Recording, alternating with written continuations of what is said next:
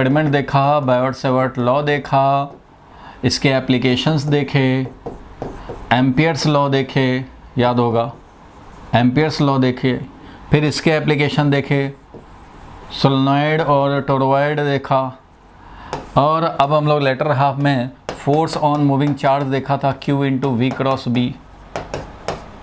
Force on moving charge के various cases हम लोग 4 केस देखे इसके। फिर force on current carrying wire I into d l cross B का इंटीग्रेशन ये पढ़ा। और क्लोज लूप हो यूनिफॉर्म फील्ड में तो नेट फोर्स 0 भी होता है। टॉर्क देखा हम लोगों ने, करंट कैरिंग लूप में जो टॉर्क होता है वो होता है M cross B, where M क्या है भाई, तो वो है magnetic moment NIA of the coil, magnetic moment of the coil. और टॉर्क है हमारा M क्रॉस बी। अब इस टॉर्क का क्या टेंडेंसी है वो आज पढ़ेंगे।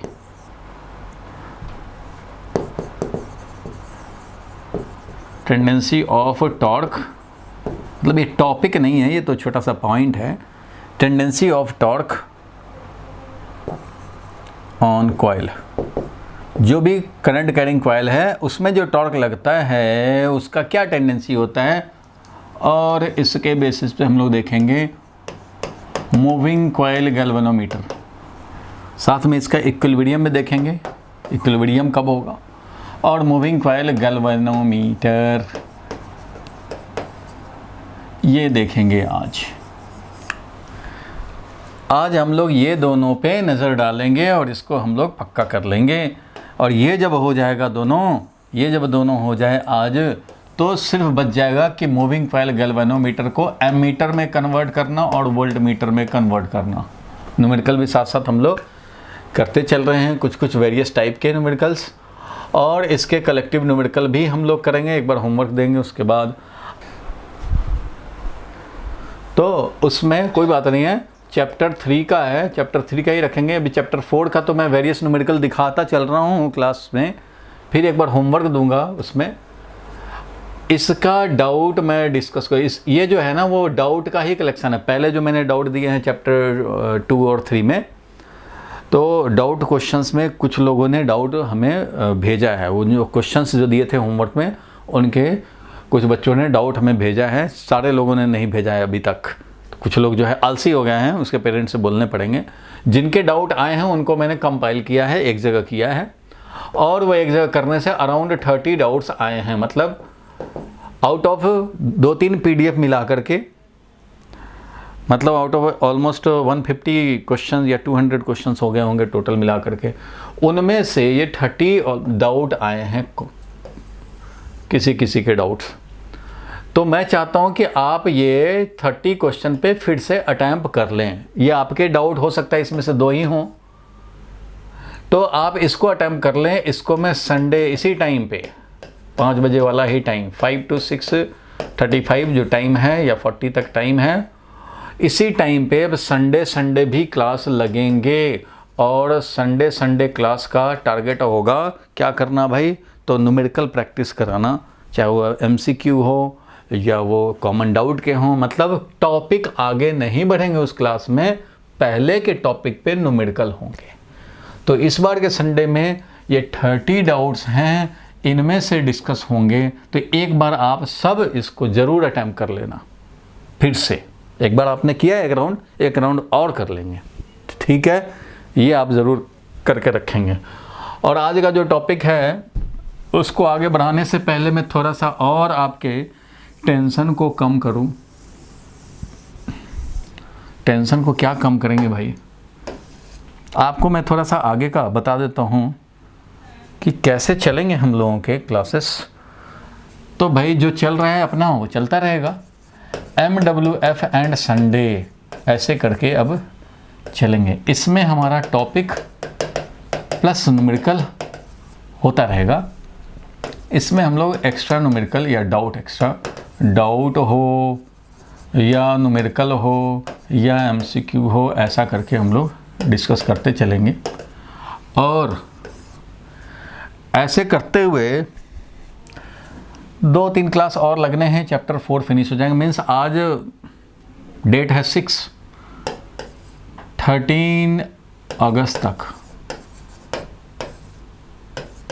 चैप्टर 4 फिनिश होगा। मैं टर्म 1 का आपको आगे बता देता हूँ, 2 मिनट लगेंगे। 13 अगस्त या 14 अगस्त मान लो, चलो भाई चैप्टर 4 फिनिश हो जाएंगे। तो ये चैप्टर 4 का हाफ है चैप्टर 5, और उसमें से कई सारे टॉपिक हट भी गए हैं। तो मेरे हिसाब से अगर नहीं भी हटे तभी भी मैं उसको कराऊंगा तो मुश्किल से ये 25 या 26 अगस्त तक, अप टू 26 अगस्त चैप्टर 5 फिनिश हो जाएंगे। ठीक है, क्योंकि ये वेरी स्मॉल है। अगर मैं बोलूं तो ये हाफ ऑफ चैप्टर 4 है,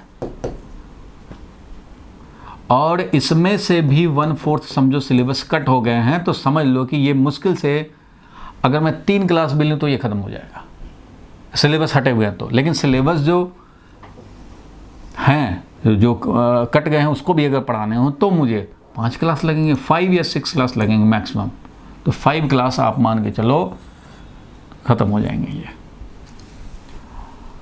और इसके बाद चैप्टर 5 जो स्मॉल चैप्टर है, उसके बाद चैप्टर 6 है, ये थोड़ा सा ठीक है, लेकिन चैप्टर 4 इतना बड़ा नहीं है ना। चैप्टर 1, 2, 3, 4 ये सब बहुत बड़े बड़े चैप्टर थे, सब में ऑलमोस्ट 15 क्लास लगे हैं, ऑलमोस्ट 15 क्लास लगे हैं। तो ये चैप्टर 6 जो होगा, ये 2 वीक का काम है। इसमें 2 वीक या मैक्सिमम ले जाएं तो 3 वीक। इट मीन्स यहाँ से हम लोग कर चलें तो 15 सितंबर तक ये हो जाएगा चैप्टर 6, और सिमिलरली 2 वीक और लगेंगे, दैट इज अप टू 30 सितंबर हम लोग चैप्टर 7 यानी टर्म 1 का सिलेबस फिनिश।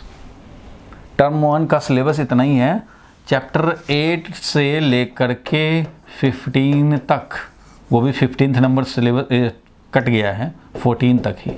15 नंबर कम्युनिकेशन था, 14 नंबर सेमीकंडक्टर, यहीं तक। 8 to 14 ये टर्म 2 के हैं। ठीक है, टर्म 2 के हैं भाई। तो ये सितंबर में फिनिश हो जाएगा सिलेबस। ऐसे ही आराम आराम से चलते चलते संडे हम लोग कुछ क्वेश्चंस भी एक्स्ट्रा डिस्कस करते चलेंगे। इसके बाद अक्टूबर जो होगा, अक्टूबर में हम लोग एंट्रेंस बेस्ड क्वेश्चन ज़्यादा करेंगे, इसी टॉपिक के एंट्रेंस बेस्ड क्वेश्चन और कुछ 11th के क्वेश्चन, वो काम करेंगे अक्टूबर एंड नवंबर। और आपके जो न्यू पैटर्न है, न्यू पैटर्न बेस्ड टेस्ट हम लोग रखेंगे अक्टूबर नवंबर में, क्योंकि आपका फोकस भी रहेगा यही कि भाई न्यू पैटर्न पे कुछ टेस्ट हो जाए, तो बोर्ड बेस्ड टेस्ट हम लोग न्यू पैटर्न पे रखेंगे। इसके पहले तो ये सब है ही, लेकिन इसके असर्शन रीजनिंग है, ठीक है, और केस स्टडी है, असर्शन रीजनिंग है, केस स्टडी है, इस पे क्वेश्चन। तो कॉन्सेप्ट आपको पता है, तो फॉर्मेट चेंज करना है, फॉर्मेट में एडजस्ट करने हैं, तो उसमें कुछ नहीं, इस टाइप के क्वेश्चंस कुछ प्रैक्टिस करा देंगे तो आप क्लियर हो जाएंगे। ठीक है, और जब तक हमारा टर्म 1 नहीं होता है तब तक टर्म 2 को आप पढ़ना भी नहीं चाहेंगे, तो आप इसी में, हम लोग इसी में और प्रैक्टिस करेंगे। और टर्म 2 मुझे चाहिए 2 मंथ ख़त्म करने के लिए, 2 से 2.5 महीने ज़्यादा से ज़्यादा। क्योंकि ये जो होता है ना, मैंने बताया था कि अगर AC तक हो जाता है चैप्टर 7 तक, जो कि टर्म 1 है, तो मैं मान के चलता हूँ 65% सिलेबस कंप्लीटेड है, सिर्फ 35% बच जाएंगे। तो बुक 2 में कम टाइम लगता है, बुक 2 में सिर्फ ऑप्टिक्स ही है एक बड़ा चैप्टर, और बाकी सब छोटे छोटे बहुत जल्दी ख़त्म होते हैं। इसलिए इसमें जो 2 मंथ भी मिलेंगे तो बहुत है, वो बहुत ज़्यादा है, लेकिन आपको 2.5 महीने मिल ही जाएंगे। तो इसलिए कोई घबराने की बात नहीं है। आगे का मैंने टेंशन आपको दूर कर दिया कि भाई इसको जैसे जैसे चल रहा है उसको संभाल करके चलते जाना है, होमवर्क को कंप्लीट करते रहने हैं, बैकलॉग मत होने दो। बैकलॉग होगा तो आप फंस जाएंगे। बड़े आराम से चल रहे हैं, क्योंकि मैं 10 नवंबर तक सिलेबस ख़त्म कर देता था। 10 नवंबर तक 12th का सिलेबस ख़त्म हो जाता था हर साल। तो आप सोचो कि अभी तो हम लोगों को हाफ ही करने, 65% ही करने, इसलिए उस हिसाब से चल रहा है। आपको टेंशन लेने की ज़रूरत नहीं है। आपको संडे जब भी क्लास लगेंगे तो आपको करते रहने हैं। उसमें टॉपिक आगे नहीं बढ़ाऊंगा, क्वेश्चन ही प्रैक्टिस होंगे। कुछ एंट्रेंस के क्वेश्चन भी उसमें आ सकते हैं, एनसीईआरटी के क्वेश्चन रहेंगे, ये सब रहेगा। चलो भाई आगे बढ़ते हैं, तो टेंशन थोड़ा सा दूर होगा। आगे बढ़ते हैं हम लोग। आज का जो टॉपिक है, आज का टॉपिक क्या था भाई? तो आज का टॉपिक था मूविंग कॉइल गैल्वेनोमीटर, और ये tendency of torque on the coil का क्या टेंडेंसी होता है, तो जरा ध्यान देना, इस पे हम लोग बात करते हैं। टॉपिक लिखो भाई, torque on coil and it's equilibrium. क्या है टेंडेंसी वो भी पता लग जाएगा। क्लियर है भाई? यहां तक बोला करो कुछ कुछ, ऐसा तो नहीं मैं खुद ही बोलता हूं खुद ही सुनता हूं। Yes sir, clear. क्लियर है? रोशन, रिया बोलो भाई, एकता बोलो, क्लियर है यहां तक? कुछ लोगों का आवाज ही नहीं आता है। चलो आगे बढ़ते हैं हम लोग। देखो हम लोग रिकॉल करें थोड़ा इलेक्ट्रोस्टैटिक्स को। इलेक्ट्रोस्टैटिक्स में आता था एक इलेक्ट्रिक फील्ड, भैया यूनिफॉर्म इलेक्ट्रिक फील्ड में हम लोग डाइपोल रख देते थे, ऐसे एक डाइपोल। तो भाई इस डाइपोल पे लगने लगता था फोर्स लगता था। क्यों भाई? क्योंकि मैग्नेट, ये हमारा फोर्स जो होता है इलेक्ट्रिक फोर्स Q इंटू ई होता है। पॉजिटिव होगा तो उसी डायरेक्शन में फोर्स, नेगेटिव होगा पॉजिटिव फोर्स। तो पॉजिटिव चार्ज, यहाँ पे इलेक्ट्रिक डाइपोल की बात करें, इधर फोर्स लगता था QE और इधर भी फोर्स लगता था QE,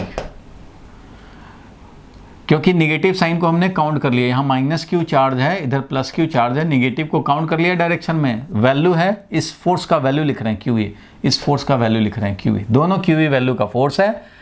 और इससे बनता था टॉर्क, क्योंकि इससे बनता था couple of force. Line of action जब पैरेलल हो तो कपल ऑफ फोर्स बनता है, नॉट इंटर, ये पैरेलल है और इन दोनों में गैप है तो कपल ऑफ फोर्स बनता है। ठीक है भैया, ये कपल ऑफ फोर्स जो है वो टॉर्क प्रोड्यूस करता है।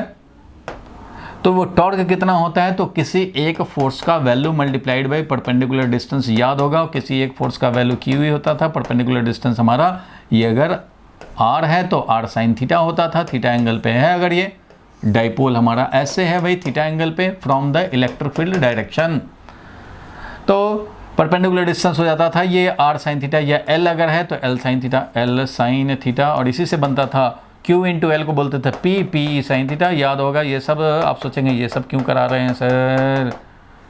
तो भैया ये है टॉर्क इन वेक्टर फॉर्म। तो मैं बस याद दिलाना चाह रहा हूँ कि इस टॉर्क का क्या टेंडेंसी होता था, वही टेंडेंसी तो इधर भी होगा भाई।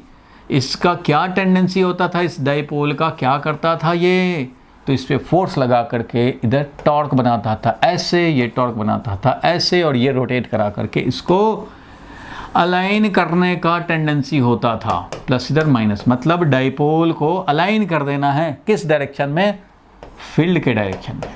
Dipole moment is in the direction of electric field. तो इस टॉर्क का टेंडेंसी था ऐसे कर देना। ये जैसे ही ऐसे होता है और कुछ वेलोसिटी इसको मिल जाता था, तो उस वेलोसिटी के चलते ये आगे ऐसे डिफ्लेक्ट हो जाता था, रोटेट होकर के ऐसे हो जाता था, फिर वैसे। तो डाइपोल एक तरह से ये ऑसिलेशन करता था, और मीन पोजीशन ये होता था इसका डाइपोल का।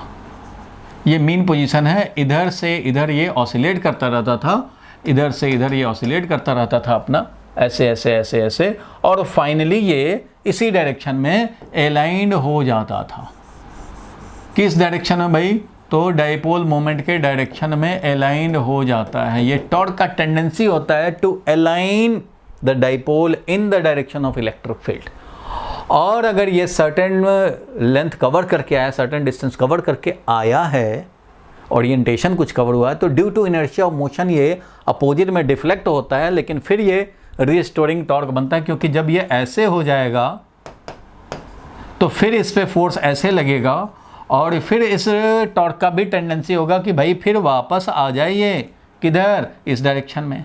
इधर जाएगा तो इधर आने की टेंडेंसी, इधर जाएगा तो इधर आने का टेंडेंसी, ये ऐसे ऐसे ऐसे ऐसे करता रहेगा।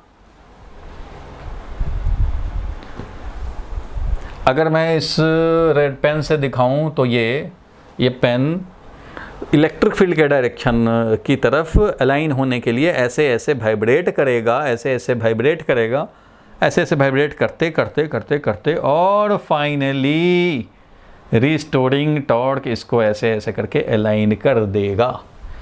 तो ये सबको मालूम है।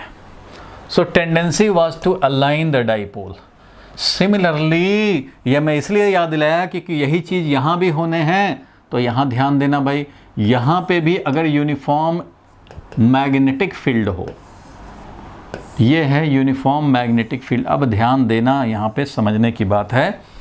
इस मैग्नेटिक फील्ड यूनिफॉर्म में आप सोचेंगे तो कॉइल की बात हो रही है, यहाँ तो आप इलेक्ट्रिक डाइपोल लिए हो। इलेक्ट्रिक डाइपोल यहाँ कहीं कॉइल है भाई, करंट कैरिंग कॉइल है। तो इससे एनालॉगी इधर कैसे? तो एनालॉगी है इधर। चलो कॉइल को गोली मार दो, उसके बदले में बार मैग्नेट लाओ। भैया बार मैग्नेट तो ला ही सकते हो। बार मैग्नेट डाइपोल की तरह समझ सकते हैं, एक तरफ प्लस एक तरफ माइनस। प्लस का मतलब नॉर्थ पोल, माइनस का मतलब साउथ पोल। इसका पोल स्ट्रेंथ होता है m से, प्लस m से रिप्रेजेंट करते हैं, साउथ को माइनस m से रिप्रेजेंट करते हैं। पोल स्ट्रेंथ मैग्नेट चैप्टर 5 में इसका डिटेल देखेंगे, लेकिन फिलहाल के लिए इतना तो मैग्नेट आप जानते ही हैं कि एक नॉर्थ पोल एक साउथ पोल होता है। तो अभी के लिए मैं थोड़ा सा चैप्टर 5 वाला भी समझो कि 2% यहाँ पे कर लेना पड़ेगा। जिस तरह से electric force is equal to Q into E है, वैसे ही मैग्नेटिक फोर्स होता है M इंटू B। मतलब क्या हुआ? मतलब ये हुआ भैया कि ये है plus positive pole. Positive pole का मतलब नॉर्थ पोल। नॉर्थ पोल पे फील्ड के डायरेक्शन में फोर्स लगेगा MB। ये भी है magnetic field. Pole strength multiplied by B force लगता है। इस पे भी pole strength multiplied by B force लगता है। मैग्नेट को जब सस्पेंड करते हैं थ्रेड से तो किसी पर्टिकुलर डायरेक्शन में अलाइन हो जाता है। कौन सा? वो अर्थ के मैग्नेटिक फील्ड के हिसाब से अलाइन हो जाता है। उसको फिर बाद में तुम इधर ओरिएंट करके छोड़ोगे तो भी ये फिर से वापस ऐसे करके अलाइन हो जाए। तो वैसे ही ये अगर हमने सस्पेंड कर रखा हो, ये समझो, तो ये क्या होगा? ये जो सस्पेंडेड हमारा है मैग्नेट, वो इस पे ये टॉर्क लगेगा। ये MB, इधर से MB ऐसे लगा कि ये इसको घुमाएगा और फाइनली ये कैसे हो जाएगा भाई? तो ऐसे हो जाएगा। ये ऐसे अलाइन हो जाएगा, इधर प्लस और इधर माइनस। इधर MB ऐसे लगेगा और इधर MB हमारा इस तरह से लगेगा। तो इस तरह से इसके अलाइनमेंट हो गए। किस डायरेक्शन में भाई? तो इसी डायरेक्शन में। अब इसका जो मैग्नेटिक मोमेंट होता है, जिस तरह से इसका है इलेक्ट्रिक डाइपोल मोमेंट का डायरेक्शन निगेटिव चार्ज से पॉजिटिव चार्ज की तरफ, माइनस वाला चार्ज से लेकर के प्लस वाला चार्ज की तरफ जिस तरह से होता है इलेक्ट्रिक डाइपोल, वैसे ही यहाँ पे होता है मैग्नेटिक डाइपोल। यानी कि magnetic moment, electric dipole moment तो इधर होता है magnetic dipole moment. Magnetic moment बोल सकते हैं। बड़ा लेंथ है तो मैग्नेटिक मोमेंट, छोटा लेंथ होगा तो मैग्नेटिक डाइपोल मोमेंट बोलेंगे। अब ये मैग्नेटिक मोमेंट ऐसे साउथ से नॉर्थ की तरफ, माइनस से प्लस की तरफ, साउथ से नॉर्थ की तरफ, ये है थीटा एंगल पे, ये अलाइन कर देगा। और ये क्या चाहेगा भाई? तो मैग्नेटिक फील्ड और magnetic moment of the bar magnet दोनों क्या हो जाएं? अलाइन हो जाएं। अगर ये सस्पेंडेड जो है थ्रेड यहाँ से ऐसे आया तो due to inertia of motion ये फर्दर डिफ्लेक्ट भी हो सकता है, इसलिए ये रोटेट करता हुआ, ये ऑसिलेट करता हुआ ये ऐसे भी हो सकता है और ये ऐसे भी हो सकता है। लेकिन फाइनली कहाँ सेट होगा भाई? तो फाइनली ये ऐसे ही सेट होगा। फाइनल इक्विलिब्रियम कंडीशन वो ये है, ये डायरेक्शन में। अब ये इधर से इधर जिस तरह से इलेक्ट्रिक डाइपोल मोमेंट ऑसिलेट करता है, वैसे ही इसका भी एंगुलर ऑसिलेशन होता है और ऐसे ऐसे ऑसिलेट होकर मैग्नेटिक मोमेंट इसी डायरेक्शन में अलाइन हो जाता है। Same tendency. Torque is equal to M cross B। यहाँ भी मैग्नेट के लिए भी ये M क्रॉस B है। मैग्नेटिक मोमेंट, ध्यान देना, मैग्नेट के लिए मैग्नेटिक मोमेंट लिख रहा हूँ तो वो होता है pole strength multiplied by length. ध्यान देना, इलेक्ट्रिक डाइपोल मोमेंट क्या होता है भाई? तो चार्ज मल्टीप्लाइड बाय लेंथ होता है, चार्ज मल्टीप्लाइड बाय लेंथ। तो वैसे ही इधर pole strength plus m minus m, तो pole strength multiplied by length, same formula किसके लिए, बार मैग्नेट के लिए, बार मैग्नेट के लिए। अच्छा भाई, तो आप सोचेंगे कि सर तो बार मैग्नेट की बात कर रहे हैं भाई, यहाँ पे तो बार मैग्नेट हम लोग को थोड़ी पढ़ना था, ये तो चैप्टर 5 में है। तो भैया बार मैग्नेट 5% हो जाए चैप्टर 5 का, कोई बात नहीं है। Bar magnet is equivalent to current carrying solenoid. ये कैसे, ध्यान देना, कोई भी बात फालतू नहीं, जो ज़रूरत का है उतना ही। चलो बार मैग्नेट और इसकी बात करें हम लोग, चलो भाई देखते हैं बार मैग्नेट। बार मैग्नेट का जो मैग्नेटिक फील्ड होता है, ध्यान देना, ड्रॉ कर रहा हूँ मैग्नेटिक फील्ड बार मैग्नेट का, इससे से ड्रॉ करते हैं। ये है इसका मैग्नेटिक फील्ड, ये है इसका मैग्नेटिक फील्ड, इसको हटाने पड़ेंगे, पास आ गया ये, चलो कोई बात नहीं है। अब देखते हैं भाई, तो बार मैग्नेट का मैग्नेटिक फील्ड ऐसे, और ये ऐसे,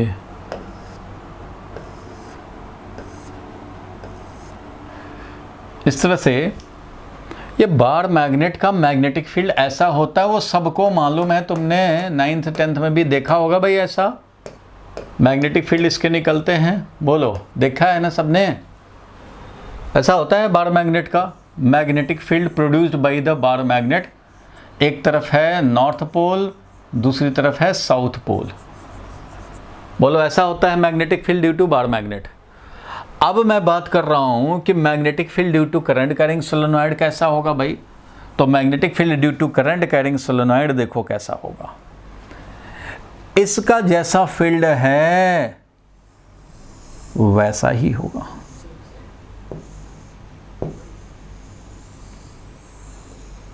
जिस तरह से बार मैग्नेट का फील्ड है वैसा ही करंट कैरिंग सोलेनॉइड का भी फील्ड है। अरे भाई नहीं मानेगा, जिस तरह से बार मैग्नेट का फील्ड होता है बिल्कुल वैसा ही इसका भी फील्ड होता है, मीन्स अंदर में क्या होगा, यूनिफॉर्म फील्ड, इसका भी ऐसे ही निकलता रहेगा। ठीक है भाई, इसके फील्ड और इसके फील्ड, ये है करंट कैरिंग सोलेनॉइड और ये है बार मैग्नेट।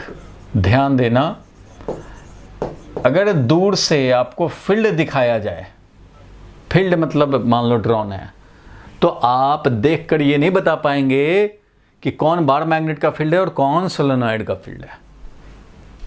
इसके सराउंडिंग में जो फील्ड प्रोड्यूस होता है बार मैग्नेट का और करंट कैरिंग सोलेनॉइड का, इन दोनों के फील्ड में कोई डिफरेंस नहीं है, दोनों सिमिलर फील्ड प्रोड्यूस करते हैं क्योंकि दोनों एनालॉगी हैं एक दूसरे के। यही ये है, यही ये है। ये परमानेंट मैग्नेट है, ये इलेक्ट्रोमैग्नेट है। दो तरह के मैग्नेट होते हैं,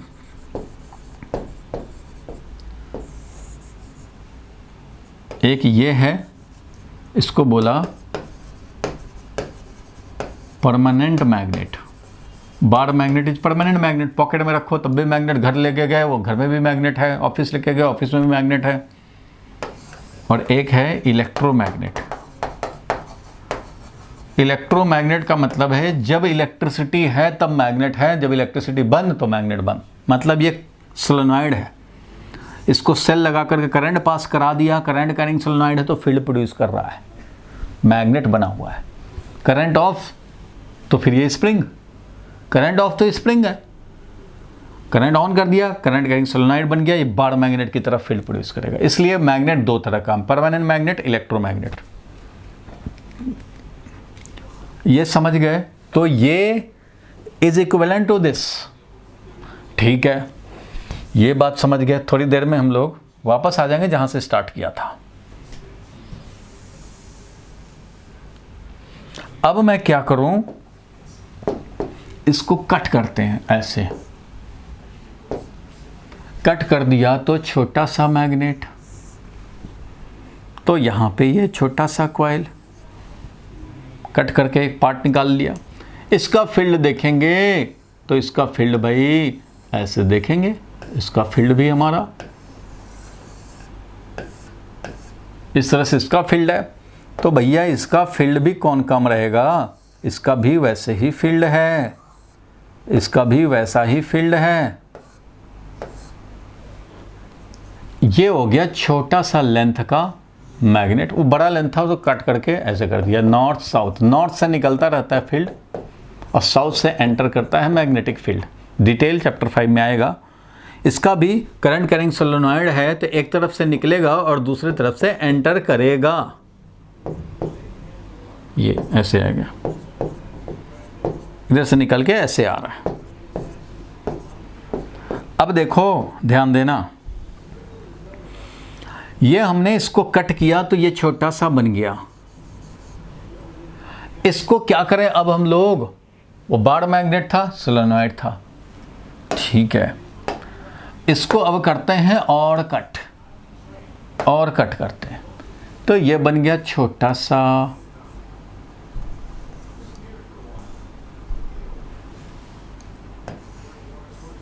ऐसे बन गया। और ये वाला बन गया ऐसे, ऐसे समझ लो, दो ही लूप है समझो। इसका फील्ड कैसा होगा भाई, तो इसका फील्ड ऐसा होगा।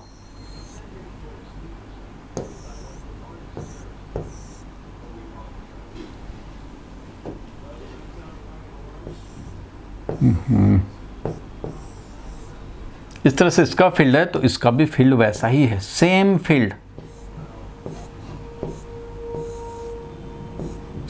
है। इन दोनों का फील्ड भी सेम होगा। अब इसको बार मैग्नेट नहीं बोलेंगे, बार मैग्नेट का छोटा सा लेंथ है इसलिए इसको बोलेंगे magnetic dipole moment. Magnetic dipole moment को भी एम से ही रिप्रेजेंट करते हैं, कुछ लोग इसको म्यू से भी रिप्रेजेंट कर देते हैं। पोल स्ट्रेंथ देखो भाई, ऐसे कट करने से ना पोल स्ट्रेंथ वही रहता है, प्लस एम माइनस एम। जो प्लस एम माइनस एम था ना, पोल स्ट्रेंथ में कोई कमी नहीं। पोल स्ट्रेंथ डिपेंड करता है एरिया ऑफ क्रॉस सेक्शन, तो एरिया ऑफ क्रॉस सेक्शन तो वही रहा, पोल स्ट्रेंथ वही रहता है कट करने पे। डिटेल चैप्टर 5 में आएगा। लेकिन पोल स्ट्रेंथ यहाँ भी वैसा ही रहेगा, नॉर्थ और साउथ। कट करने पर नॉर्थ अलग साउथ अलग नहीं होता है। देखो यहाँ से फील्ड निकल रहा था, जहाँ से फील्ड निकलता है उसको नॉर्थ बोलते हैं, जहाँ से फील्ड एंटर करता है उसको साउथ बोलते हैं। कट कर देंगे तो भाई यहीं से दो ही लूप के बाद निकल जाएगा। ऐसे 10 लूप के बाद निकल रहा था, 10 लूप के बाद निकल रहा था, अब दो ही लूप के बाद निकलेगा। लेकिन निकलेगा तो ये नॉर्थ है और जहाँ से एंटर करेगा वो साउथ है। इसलिए north south cannot be separated, हमेशा एक साथ रहता है। कट करेंगे तो भी निकलेगा एक तरफ से एंटर करेगा। जहाँ से निकल रहा है वो नॉर्थ है, जहाँ से एंटर कर रहा है वो साउथ है। तो वैसे यहाँ भी नॉर्थ साउथ है। सो मैग्नेट को छोटा करते गए, मैग्नेटिक डाइपोल मोमेंट बन गया। इसको भी छोटा करते गए तो एक ये, इसको हम लोग इसको भी बोलेंगे मैग्नेटिक डाइपोल मोमेंट।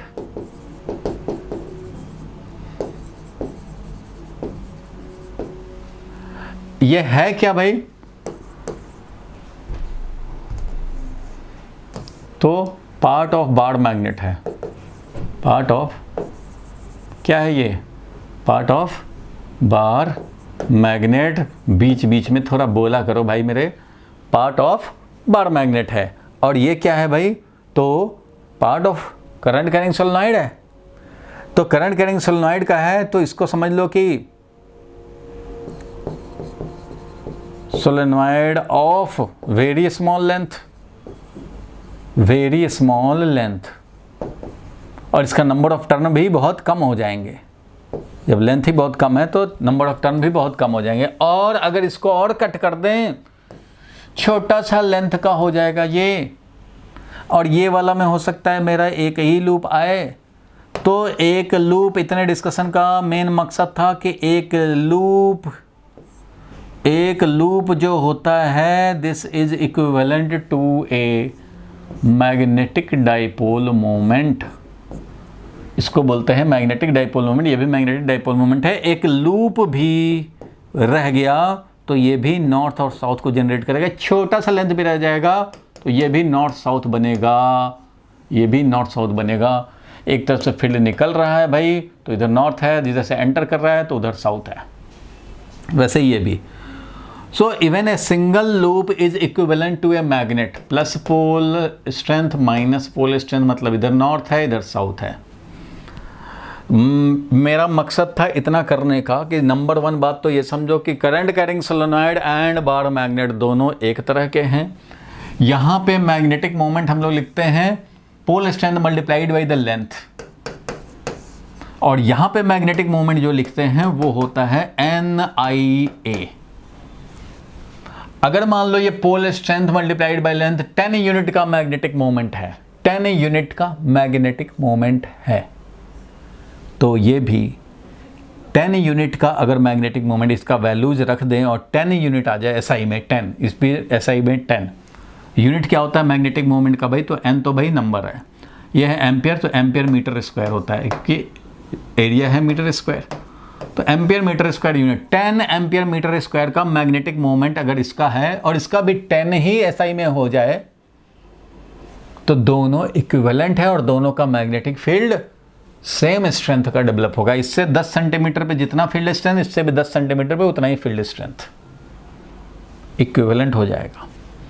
इसको कट मारा भाई, लेंथ और कम हो गया, वो 10 के बदले में 2 हो गया, ये भी 2 हो जाए, ये 1 हो जाए, ये भी 1 हो जाए, तो ये दोनों इक्विवेलेंट है। बार पे जो काम होगा वही इस पे काम होगा। अगर मान लो इसको हम लोग, ध्यान देना सारे लोग, बहुत ज़रूरी है भाई, ये एनालॉजी पहचानना बहुत बहुत ज़रूरी है, इसलिए आप ध्यान से देखें।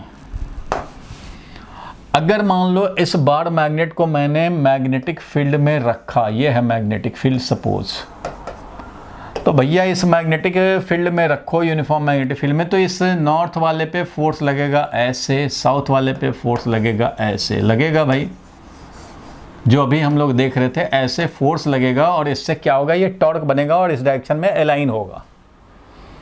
अभी देखा था ना, पढ़ा था ना भाई कि इस पे फोर्स लगता है और उससे टॉर्क बनता है और ये फील्ड के डायरेक्शन में अलाइन होता है। ये तो सब लोगों ने देखा था अभी, अरे बोलो भाई। yes, तो वैसे सेम काम जैसे ये है, वही मैग्नेटिक फील्ड यहाँ भी अगर अलाइन कर दिए जाएं तो ये है नॉर्थ, यहाँ से निकल रहा है फील्ड, तो ये नॉर्थ है, इस पे फोर्स लगेगा MB, उसके बदले में कुछ तो स्ट्रेंथ की तरह समझेंगे, मैग्नेट इसका एनालॉजी है भाई, तो इस पे भी इधर फोर्स लगता है और इस पे भी टॉर्क लगेगा, और ये टॉर्क क्या करेगा, तो इसको अलाइन कर देगा। सोलेनॉइड को अगर हम लोग इस तरह सस्पेंड कर दें तो ये भी इस तरह से अलाइन हो जाएगा, ये भी इस तरह से अलाइन हो जाएगा, दोनों जो है ना इस तरह से अलाइंड हो जाएंगे। इसको स्टेबल इक्विलिब्रियम वाला कन्फिग्रेशन बोलते हैं। ये कन्फिग्रेशन जिसमें थीटा इज इक्वल टू 0 हो, जिस तरह से इलेक्ट्रिक डाइपोल में स्टेबल इक्विलिब्रियम वाला कंडीशन बोलते हैं, तो ये भी स्टेबल इक्विलिब्रियम में आ जाएगा। और इसमें अगर अप्लाई करेंगे तो ये भी इस पे टॉर्क लगा करके स्टेबल इक्विलिब्रियम में ला देगा, और यहाँ पे भी फील्ड अगर अप्लाई होगा तो ये भी इस पे फोर्स लगा करके टॉर्क लगा के स्टेबल इक्विलिब्रियम में ला देगा। यानी P जिस तरह से डायरेक्टिव उसी डायरेक्शन में होता है जिधर E, वैसे ही M हो जाएगा इन the direction of B। Same काम होगा, यहाँ पे प्लस M है, यहाँ माइनस M है, वही काम होगा। और वैसा ही काम इसमें भी होगा, ये भी एक डायरेक्शन में अलाइन हो जाएगा, मैग्नेटिक फील्ड के डायरेक्शन में ये भी हो जाएगा। मीन्स अगर ये कॉइल ऐसे रहेगा ना, ऐसे था वो अब ऐसे हो जाएगा। इसके बदले देखो, इसका मैग्नेटिक मोमेंट ये था, ध्यान देना, इसका मैग्नेटिक मोमेंट अभी के पहले कंडीशन में ये था, इसका भी मैग्नेटिक मोमेंट ये था, इसका भी NIA होता है भाई। नंबर ऑफ लूप अब बहुत कम हो गए, कम है। अगर इसका मान लो 2 यूनिट का है तो ये भी 2 यूनिट का है, तो इसका मैग्नेटिक मोमेंट इधर है, इसका भी इधर है। जब हम लोग फील्ड अप्लाई करेंगे मैग्नेटिक फील्ड, तो ये भी ऐसे अलाइन हो जाएगा, ये भी ऐसे अलाइन हो जाएगा। मतलब ये क्या है, करंट कैरिंग कॉइल ही तो है, एक लूप भी है तो करंट कैरिंग कॉइल है। और करंट कैरिंग कॉइल का मैग्नेटिक मोमेंट किस डायरेक्शन में होता था, याद होगा तो मैं बताया था कि अगर ऐसे है करंट कैरिंग कॉइल तो इसका मैग्नेटिक मोमेंट इधर या इधर होगा, ऐसे ही होगा, perpendicular to the plane of coil. मतलब अगर इस कॉइल में ऐसे करंट चल रहा है तो बताया था कि ऐसे अगर करंट चले तो इस डायरेक्शन में कर्ल फिंगर घुमाएंगे तो ये थंब बताएगा मैग्नेटिक मोमेंट का डायरेक्शन। तो ये मैग्नेटिक मोमेंट है, ये ऐसे हो जाएगा। मीन्स कोई भी कॉइल या लूप करंट कैरिंग लूप या करंट कैरिंग कॉइल, कॉइल मतलब मेनी टर्न, लूप मतलब सिंगल टर्न। तो कॉइल में भी जो टॉर्क लगता है वो भी इसको मैग्नेटिक मोमेंट, मैग्नेटिक फील्ड के डायरेक्शन में अलाइन करता है। ये इसको ऐसे सस्पेंडेड था, जो वो पहले ऐसे था वो ऐसे हो जाएगा कि इसका मैग्नेटिक मोमेंट फील्ड के डायरेक्शन में अलाइंड हो जाए। इसमें भी वैसा ही हो जाएगा, ये भी हमारा इस तरह से बन जाएगा कि मैग्नेटिक मोमेंट ये हो जाए। तो इन सारे डिस्कशन का ये देखो, यहाँ लूप था, एक ही सिंगल मान लो लूप था, ऐसे हमने सस्पेंड कर रखा है मान लो। अब जैसे ही मैग्नेटिक फील्ड तुम अप्लाई करोगे किसी और डायरेक्शन में तो ये भी ऐसे हो जाएगा और किसी और डायरेक्शन में ही magnetic moment in the direction of B align हो जाएगा। और ये भी अगर बार मैग्नेट सस्पेंड कर रहा था छोटा सा लेंथ का तो ये भी ऐसे हो जाएगा, इस डायरेक्शन में फील्ड अप्लाई हुआ है तो, और ये भी इस डायरेक्शन में मैग्नेटिक मोमेंट बना लेगा। मतलब ये है कि जो काम, देखो मैंने कहाँ से कहाँ ले आए तुम्हें, मैंने बोला कि जो इलेक्ट्रिक डाइपोल मोमेंट में काम होता था सेम काम ये जो टॉर्क रहता था वो क्या करता था भाई, तो रिस्टोर कराता था। किधर रिस्टोर कराता था, ये इलेक्ट्रिक फील्ड के डायरेक्शन में इलेक्ट्रिक डाइपोल को, इधर जाओगे तो इधर से रिस्टोर कराएगा, इधर जाओगे तो इधर से रिस्टोर कराएगा। इसका टेंडेंसी होता है टू मेंटेन द इक्विलिब्रियम, इधर हो जाए तो इधर लाया, इधर तो इधर लाए, ऐसे टू मेंटेन द इक्विलिब्रियम। और इधर उधर अगर हो तो भी जैसे ही रिलीज हो मौका मिले फट से इधर ले आए, ऑसिलेट करा कर एनर्जी जब डैम्ड हो जाए, एनर्जी जब फिनिश हो जाए, सारा लॉस हो जाए तो इधर अलाइन कर दे। ये इसका टेंडेंसी होता था। तो टॉर्क ऑन इलेक्ट्रिक डाइपोल जो टेंडेंसी है to restore and align the dipole, और इसी अलाइनमेंट के चलते डाइलेक्ट्रिक में पोलराइजेशन होता था, याद होगा। तो ये अलाइन करने का जो टेंडेंसी था सेम टेंडेंसी बार मैग्नेट में भी होता है, इसको अलाइन करने का, ऑसिलेट करा करके एनर्जी डैम्प हो जाए, एनर्जी डिसिपेट हो जाए तो अलाइंड हो जाए, स्टेबल इक्विलिब्रियम में ले आए। तो सेम टेंडेंसी यहाँ भी है, मैग्नेट में है। और मैग्नेट के फॉर्म में जब वही चीज़ होता है तो ये मैग्नेट क्या है, मैग्नेट और करंट कैरिंग कॉइल अलग नहीं है, दोनों का नेचर सेम ही है। सेम मैग्नेट दो तरह के होते हैं, permanent magnet, bar magnet. Permanent magnet that is bar magnet, electromagnet means solenoid. Electricity current pass होगा तो ये मैग्नेट है, करंट ऑफ मैग्नेट भी ऑफ।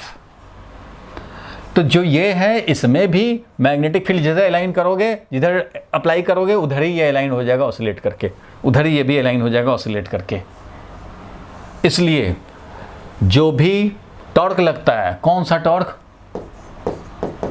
M क्रॉस B, तो मैंने बता दिया कि M क्रॉस B का भी टेंडेंसी है टू अलाइन, किसको अलाइन करना, मैग्नेटिक मोमेंट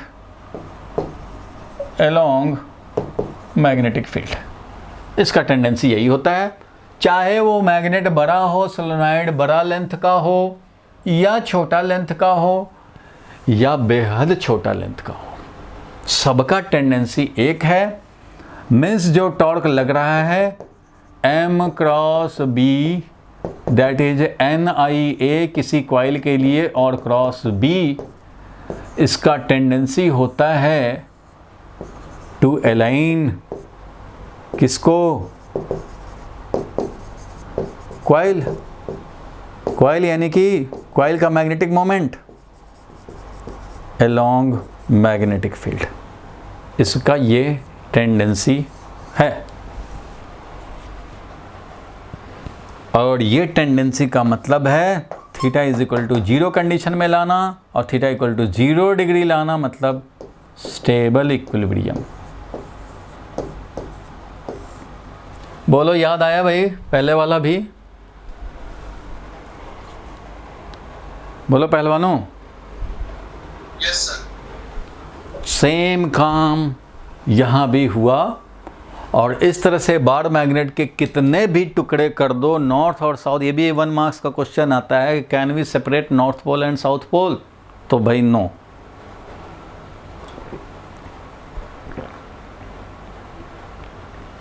कितना भी कट कर लो आप अलग नहीं कर सकते, ये डिफरेंस है। इलेक्ट्रिक डाइपोल में चार्ज को अलग कर सकते हो,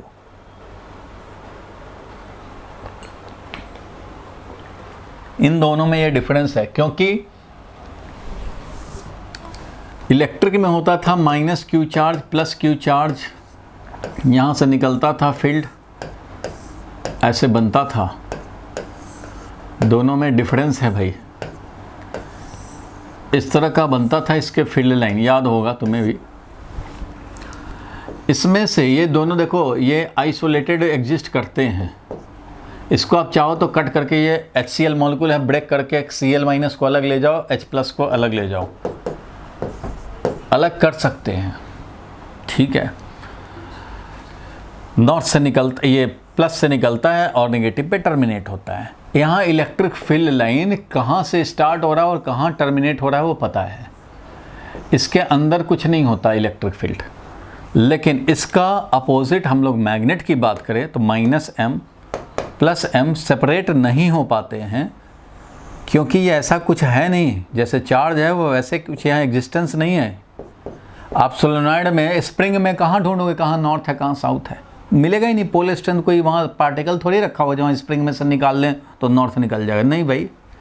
स्प्रिंग में जब करंट पास कराते तो इस तरह से मैग्नेटिक फील्ड क्लोज लाइन, हर कॉइल से जो, हर लूप से जो निकलना चाह रहा था निकलने नहीं देता था, याद होगा। बहुत सारे लूप्स हैं, सबके अपने अपने फील्ड हैं, और सब सुपरपोजिशन दिखा करके अंदर का यूनिफॉर्म फील्ड सेट करते थे, जो एम्पियर्स लॉ से हम लोग निकालते थे यूनिफॉर्म फील्ड को, म्यू नॉट NI होता था फील्ड। तो भाई magnetic field number 1 difference, electric field close loop नहीं बनाते, मैग्नेटिक फील्ड क्लोज लूप बनाते हैं। मतलब इसका कोई स्टार्टिंग टर्मिनेटिंग पॉइंट नहीं होता। ऐसा नहीं हो कि यहाँ से स्टार्ट हो रहा है और यहाँ पे आकर टर्मिनेट हो रहा है, ना भाई, कोई स्टार्टिंग टर्मिनेट। जब क्लोज लूप बना रहे हैं तो यहाँ पे कोई स्टार्टिंग टर्मिनेटिंग पॉइंट नहीं होता। यहाँ स्टार्टिंग पॉइंट है, टर्मिनेटिंग पॉइंट है, स्टार्टिंग पॉइंट है, टर्मिनेटिंग पॉइंट है। ये कॉन्टिन्यूअस तो है पॉजिटिव से नेगेटिव पे, लेकिन क्लोज लूप नहीं बना रहे हैं, ये क्लोज लूप बना रहे हैं। इस तरह से ये क्लोज लूप बना रहे हैं। तो इससे क्या होता है, अंदर में भी देखो फील्ड है, ये है south plus M minus M। Number 1 difference close loop, ये ओपन लूप, ये ओपन है, ओपन लाइंस हैं, electric field line open lines और कर्व्स होते हैं, ठीक है। ये क्लोज लूप बनाते हैं, नंबर 1 डिफरेंस। चैप्टर 5 में फिर डिफरेंस आएगा। नंबर 2 डिफरेंस ये है कि बाहर में पॉजिटिव से निगेटिव, अंदर भी पॉजिटिव से निगेटिव, दोनों के बीच में भी पॉजिटिव से निगेटिव। यहाँ बाहर में पॉजिटिव से निगेटिव, लेकिन अंदर में निगेटिव से पॉजिटिव, अंदर में निगेटिव से पॉजिटिव, बाहर में पॉजिटिव से निगेटिव, अंदर में निगेटिव से पॉजिटिव। यहाँ बाहर में पॉजिटिव से निगेटिव, अंदर भी पॉजिटिव से निगेटिव। अंदर में देखो ऐसे चल रहा है फील्ड, पॉजिटिव से निगेटिव। यहाँ देखो अंदर में इधर है निगेटिव से पॉजिटिव और बाहर में पॉजिटिव से निगेटिव, ऐसे चलता है। इधर प्लस है तो माइनस है। समझ गए बात। दूसरा डिफरेंस। तीसरा डिफरेंस कि आप इसको कट करके निकाल के ले जा सकते हैं। आप मान लो इसको कट कर देते हो यहाँ से, कोई बात नहीं है। आप मान लो 100 लूप है सोलेनॉइड में, इसमें से आपने 10 को कट कर दिया या 5 को भी कट कर दिया, तो क्या इसमें करंट पास कराएंगे तो ये फील्ड लाइन तब भी तो ऐसे निकलेंगे, ऐसे जाएंगे। क्लोज लूप बनाना है भाई, क्लोज लूप बनाएंगे। तो ये जो निकल रहा है ये अभी भी नॉर्थ है, ये जा रहा है इसमें अभी भी ये साउथ है। इवन एक लूप भी आप बना लोगे तब भी इसके जो फील्ड बनते हैं वो इस तरह के बनते हैं भाई, इसके फील्ड तो इस तरह से बनते हैं। तो यहाँ से निकल रहे हैं तो ये नॉर्थ है, ये एंटर कर रहे हैं तो इधर साउथ है। इसलिए north and south can not be separated, क्योंकि ये निकलने वाला जहाँ से निकल रहा है उसी को नॉर्थ समझते हैं, जहाँ से एंटर कर रहा है उसी को साउथ समझते हैं। और निकलना मतलब स्टार्टिंग नहीं है, ये बाहर के दुनिया के लिए यहाँ से निकल रहा है। ये क्लोज लूप बना रखे हैं, क्लोज लूप बना रखे हैं, ये सब कहीं ना कहीं से जा कर के फिर वापस आते हैं, मिलते हैं, इसलिए ये सेपरेट नहीं हो सकते हैं। इसलिए नॉर्थ साउथ कभी भी अलग नहीं होता। इसलिए आप कितना भी छोटा मैग्नेट ले लो, आपको कोई ना कोई मैग्नेटिक मोमेंट मिलेगा। इसलिए इवन सिंगल लूप भी लेंगे, सबसे छोटा सिंगल लूप भी, तो वो भी मैग्नेटिक मोमेंट है।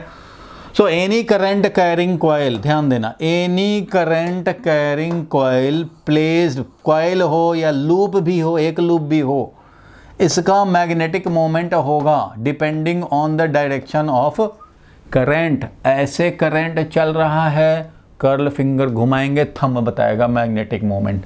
ऐसे चल रहा है, लास्ट क्लास में भी बताया था, ऐसे चल रहा है तो ऐसे कर्ल फिंगर घुमाएंगे इस डायरेक्शन में, तो ऐसे थंब बताएगा मैग्नेटिक मोमेंट। ये है अगर मैग्नेटिक मोमेंट। हमने अप्लाई कर दिया मैग्नेटिक फील्ड ऐसे, तो इसका क्या करेगा ये, तो समझो इस पे कि एक समझो मैग्नेट था ऐसे, इसके बदले में समझो मैग्नेट था ऐसे, इधर नॉर्थ इधर साउथ, जैसे इसके, इस पे फोर्स ऐसे और इस पे फोर्स ऐसे, ये क्या करेगा, इसको अलाइन कर देगा ऐसे, तो ये भी इसको अलाइन कर देगा ऐसे, तो ये बन जाएगा ऐसे, और इसका मैग्नेटिक मोमेंट इधर उसी डायरेक्शन में अलाइन हो जाएगा। सो अपना जो टॉपिक था कि effect of torque on a magnetic moment और on a current carrying coil is to align the coil such that magnetic moment corresponding to the coil is in the direction of magnetic field, और ऐसा होने से theta बनता है 0 और बनता है स्टेबल इक्विलिब्रियम। तो कॉइल भी ऐसे ऐसे ऐसे ऐसे करके ऑसिलेट करेगा, ऐसे ऐसे करके फाइनली सेट हो जाएगा ऐसे कि इसका magnetic moment in the direction of magnetic field हो जाए।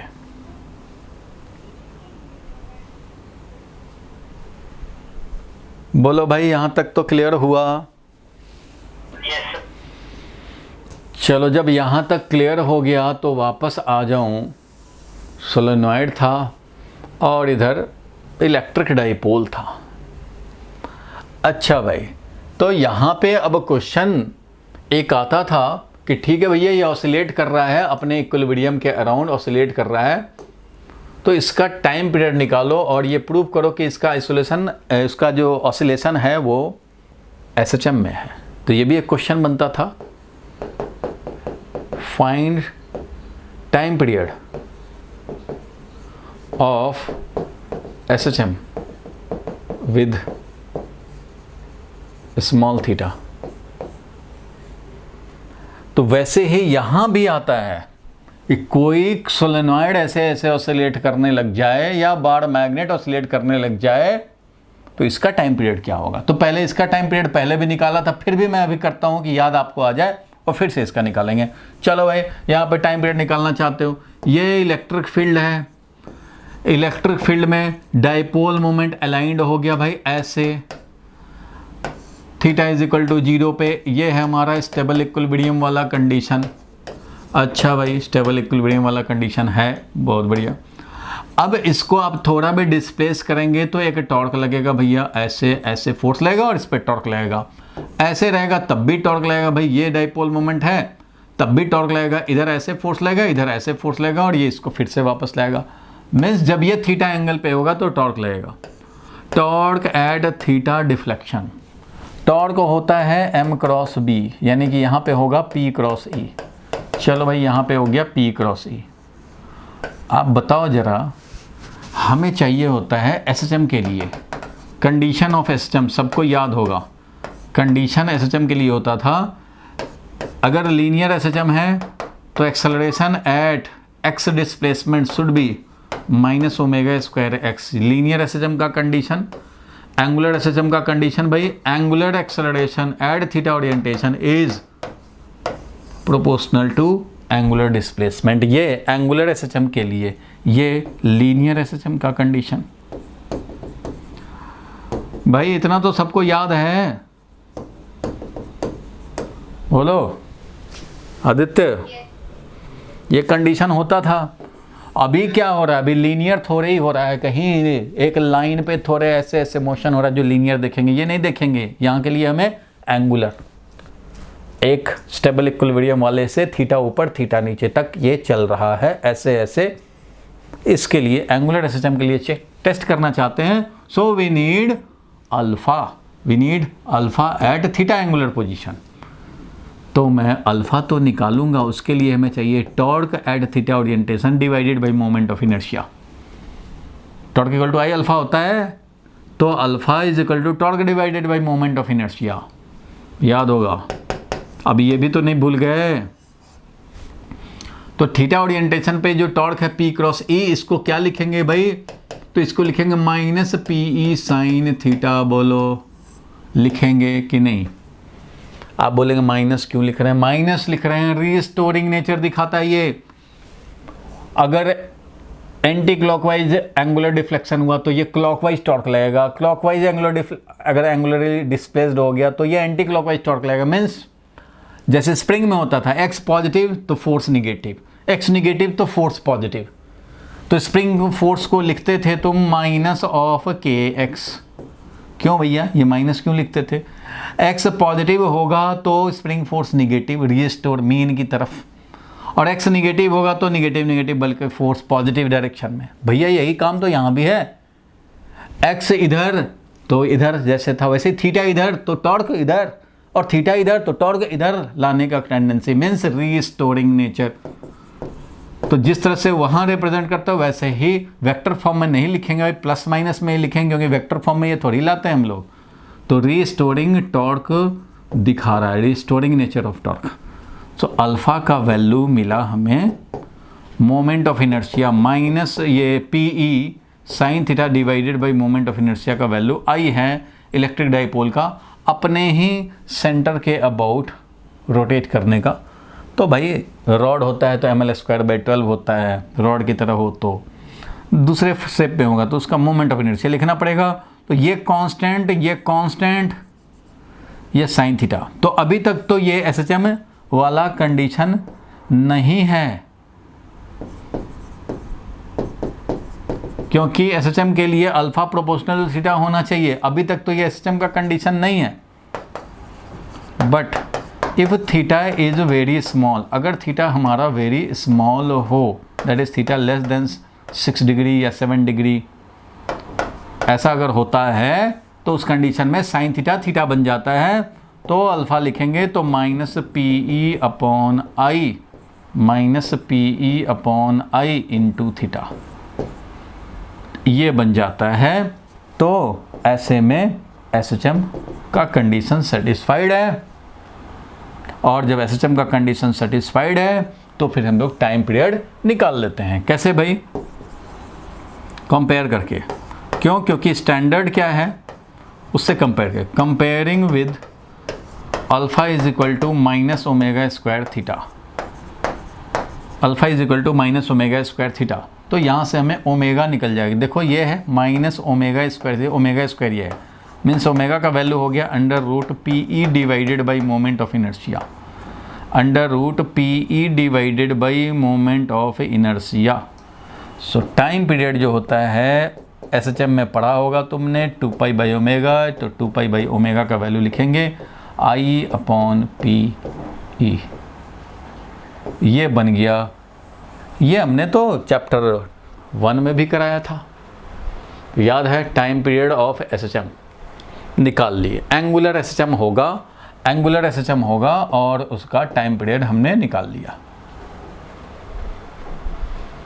ज़्यादा एंगल के लिए अगर ये 60 डिग्री जा रहा है, 60 डिग्री आ रहा है, जो मीन से 60 डिग्री ऐसे अगर कर रहा है तो ये ऑसिलेशन है, एंगुलर ऑसिलेशन है, एंगुलर एसएचएम नहीं है। 40 डिग्री आ रहा है जा रहा है, एंगुलर एसएचएम नहीं है। जब धीरे धीरे एनर्जी डैम्प होते होते अब 6-7 डिग्री ही रह गया, 6-7 डिग्री से लेस आ गया, तब थीटा और साइन थीटा सेम होंगे, क्योंकि ऐसे कंडीशन में साइन थीटा और थीटा सेम हो जाते हैं। मतलब ऑलमोस्ट 10 डिग्री 20 डिग्री पे भी हो जाते हैं दोनों, ऑलमोस्ट साइन थीटा और थीटा का वैल्यू। तो इस कंडीशन में साइन थीटा को थीटा बना लेते हैं, तब एसएचएम का कंडीशन बनता है। मीन्स ऑलमोस्ट 10-15 तक भी अगर रहें तो भी हम लोग ये समझ सकते हैं और एसएचएम हो। याद आया भाई चैप्टर 1 का ये कॉन्सेप्ट? बोलो, याद आया? पहलवान बोलो जल्दी। तो ये क्लियर हो गया।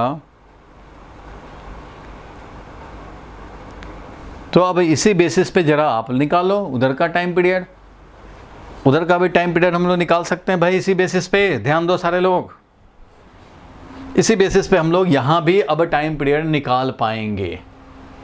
तो क्या हो जाएगा भाई टाइम पीरियड? तो इधर क्या टाइम पीरियड रिजल्ट आएगा? 2 पाई अंडर रूट आई और P के बदले में M, E के बदले में B। ये है भैया time period of magnet when it is oscillating inside the magnetic field. Same काम यहाँ भी होगा। चलो देखते हैं, यहाँ भी देखें, अगर सोलेनॉइड हो या कोई भी हो। हम लोग एक ले लेते हैं भाई, इसमें भी हम लोग ले लेते हैं एक। मान लो मैग्नेटिक फील्ड लिया और इसमें हम लोग एक मैग्नेट ले लिया। ये मैग्नेट ऐसे है, नॉर्थ है साउथ है, नॉर्थ मतलब +M है -M है, और इधर magnetic moment in the direction of B है। स्टेबल इक्विलिब्रियम है, थीटा = 0 स्टेबल इक्विलिब्रियम है। और इसके बदले में चाहे तो एक सोलेनॉइड भी ले लें, बात एक ही है। और इसके बदले में कट करके अगर मैं एक छोटा सा सोलेनॉइड का पार्ट ले लूं या एक सिंगल लूप ले लूं, सबका बात एक ही है। अब तक तो तुम्हें क्लियर हो गया होगा कि ये सारा तो भैया एक ही बात है सबका। सब तो अलाइन ही होना चाहते हैं, अलाइंड है। अब किसी ने इसको डिफ्लेक्ट कर दिया या पहले से ये ऐसे ओरिएंटेशन में थे तो कोई बात नहीं है, इधर से लगेगा एम बी यानी टॉर्क लगेगा। Torque = M cross B। P cross E का भाई, P क्रॉस E का भाई M क्रॉस B टॉर्क लगेगा और इस टॉर्क का टेंडेंसी होगा। यहाँ भी लगेगा, यहाँ भी लगेगा, यहाँ भी लगेगा। अगर ये भी ऐसे हो जाए, यहाँ भी लगेगा, यहाँ भी लगेगा, हर जगह लगेगा। दिस टॉर्क हैव, टॉर्क जो आ रहा है M cross B have tendency to restore the equilibrium theta = 0 condition if displaced. अगर स्लाइटली हम लोग इसको डिस्प्लेस भी कर दें तो हमेशा इसको रिस्टोर करने का टेंडेंसी रहेगा। ठीक है भैया। तो एट आर्बिट्रेरी, मान लो कोई जब ऐसा हो रहा हो तो at arbitrary angular displacement, at arbitrary angular displacement theta, torque क्या होगा भाई? तो टॉर्क होगा M क्रॉस B और इसको लिखेंगे -MB साइन थीटा। बोलो ऐसा लिखेंगे? बोलो भाई, लिखेंगे ऐसा? माइनस साइन क्या बताएगा? अरे भाई बोलो, माइनस साइन क्या बताएगा? माइनस साइन क्या बता रहा है? रोशन बोलो भाई। नहीं बोल रहा है। एकता क्या बता रहा है? Minus sign. चिराग बोलो। अरे माइनस साइन क्या बता रहा है? सर अपोजिट डायरेक्शन में, अपोजिट डायरेक्शन मतलब रीस्टोरिंग ना। अपोजिट डायरेक्शन मतलब क्या? जब क्लॉकवाइज होगा तो एंटी क्लॉकवाइज लाना चाहेगा, एंटी क्लॉकवाइज रहेगा तो क्लॉकवाइज ले जाना चाहेगा, मतलब रीस्टोरिंग टेंडेंसी। वही जो -PE साइन थीटा, वही जो स्प्रिंग में। भैया डायरेक्ट भी ये करके और मैं टॉपिक आगे बढ़ा सकता था। मैं पेन ले रहा हूँ एक्स्ट्रा, तुम्हें थोड़ा सा नहीं, इसके चक्कर में इसको समझाने के लिए मैं यहाँ से पकड़ के लाया। चैप्टर 1 का फिर से टाइम इसमें भी लगाया। मैं शॉर्टकट भी तो मार सकता था। एक चीज़ समझाने के लिए एनालॉजी इस्टेब्लिश कर के कर रहा हूँ और तुम्हें एक बोलने में तकलीफ हो जा रहा है, आलस हो जा रहा है। तो ऐसे तो काम नहीं बनेगा भाई, ऐसे तो आलसी लोगों को फिर आगे काम नहीं मिलेगा, अच्छा कॉलेज भी नहीं मिलेगा, आगे काम भी नहीं मिल पाएगा। अभी जो आलसी रहेगा वो ज़िंदगी भर उसको आलसी रहने पड़ेंगे और पैसे भी उसी हिसाब से मिलेंगे। अभी काम करोगे तो पूरे ज़िंदगी काम करते हुए तुम्हें मौका मिलता रहेगा, तुम्हारी मर्जी रहेगी, कम काम करो ज़्यादा काम करो, मस्त रहो। लेकिन चॉइस ही नहीं, अनएम्प्लॉयड हो जाओगे अगर अभी आलसी बन गए तो। चलो भाई, तो उतना जो याद दिला रहे हैं, ये करा रहे हैं, फिर से डिराइव किया, फिर यहाँ आए और तुम्हें एक बोलने में लग जाता है एनर्जी। तो टॉर्क मिला -mb sin theta. If theta is very very small, अगर ये वेरी वेरी स्मॉल हो जाए तो sine theta will tend to theta. इसीलिए मैथ्स में कुछ लोग पढ़ते हैं लिमिट थीटा टेंडिंग टू 0, तो साइन थीटा अपॉन थीटा होता है 1। क्यों होता है भाई? क्योंकि लिमिट जब हमारा थीटा टेंडिंग टू 0 होने लग जाए, it means very very small होने लग जाए, तो साइन थीटा और थीटा सेम हो जाते हैं, तभी तो कैंसिल होकर 1 हो जाते हैं। साइन थीटा का वैल्यू सेम हो जाते हैं as a that of theta. इसलिए तो उस कंडीशन में अब ये बन जाएगा वेरी स्मॉल के लिए -mb थीटा, और ये जैसे बन गया तो अब अल्फा निकालेंगे थीटा एंगुलर ओरिएंटेशन पे, तो ये torque divided by moment of inertia लिखोगे तो -mb divided by moment of inertia into theta होगा। और ये जैसे ही आया तो हमारा SHM का कंडीशन सेटिस्फाइड हो गया। This implies angular SHM condition. तो ये एंगुलर SHM है। तो क्या करेंगे भाई, जब ये पता लग गया एंगुलर SHM है तो भैया इसको कंपेयर करेंगे। किससे? Comparing with standard form. Standard form किसका? Standard form of angular SHM। तो स्टैंडर्ड फॉर्म क्या है? तो वो है भाई कि अल्फा होता है -ω² थीटा। अच्छा भाई, तो जब -ω² थीटा कंपेयर किया तो हमें मिल गया, क्या मिला? तो वी गेट ω² के बदले में मिला हमें mb/i, और इसलिए ओमेगा का वैल्यू हो गया √mb/i। और टाइम पीरियड तो होता है, टाइम पीरियड तो होता है भैया 2π/ω, और जब 2π/ω टाइम पीरियड होता है तो लिखेंगे 2π/ω मतलब √mb/i, ऐसा लिखना पड़ेगा। और इसका मतलब टाइम पीरियड कितना हो गया? 2πi/mb। वही फॉर्मूला जो उधर, वही फॉर्मूला इधर भी होगा, बिल्कुल होना चाहिए। बोलो भाई, अब तो ये समझ गए होगे।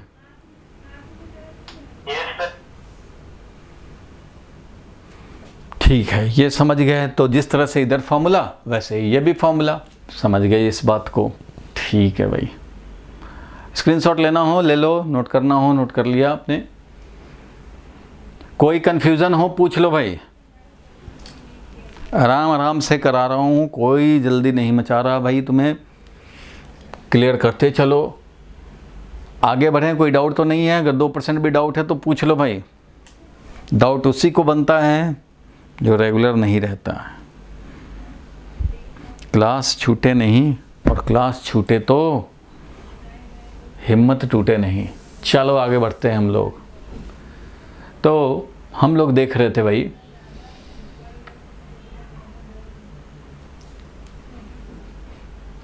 तो ये हम लोगों ने देख लिया, टॉर्क का टेंडेंसी तो देख ही लिया कम से कम।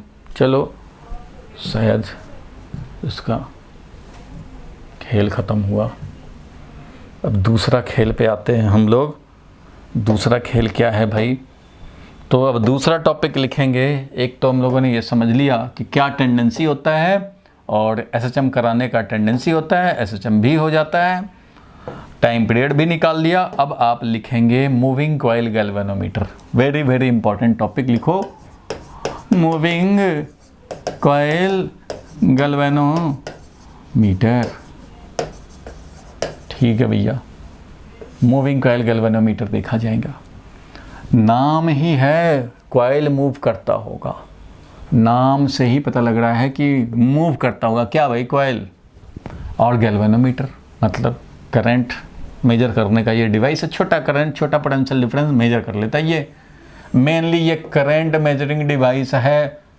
इसका तो एक्सपेरिमेंट भी करते हैं, लेकिन ये एमीटर होता है जीरो से, ये होता है बोथ साइड डिफ्लेक्शन दिखाने वाला। जीरो बीच में, इधर भी करंट उधर भी करंट, ये बताता है कि करंट हमारा है और इस डायरेक्शन में है, इस डायरेक्शन में, वो भी पता लगता रहता है। तो इस गैल्वेनोमीटर का काम है छोटा करंट को मेजर करना। कैसे मेजर करता है उसका डिटेल्ड डेरिवेशन कंस्ट्रक्शन ये तो आपके सिलेबस में तो होगा नहीं, क्योंकि डेरिवेशन तो आने नहीं होते हैं। फिर भी समझने वाला काम तो करने पड़ेंगे।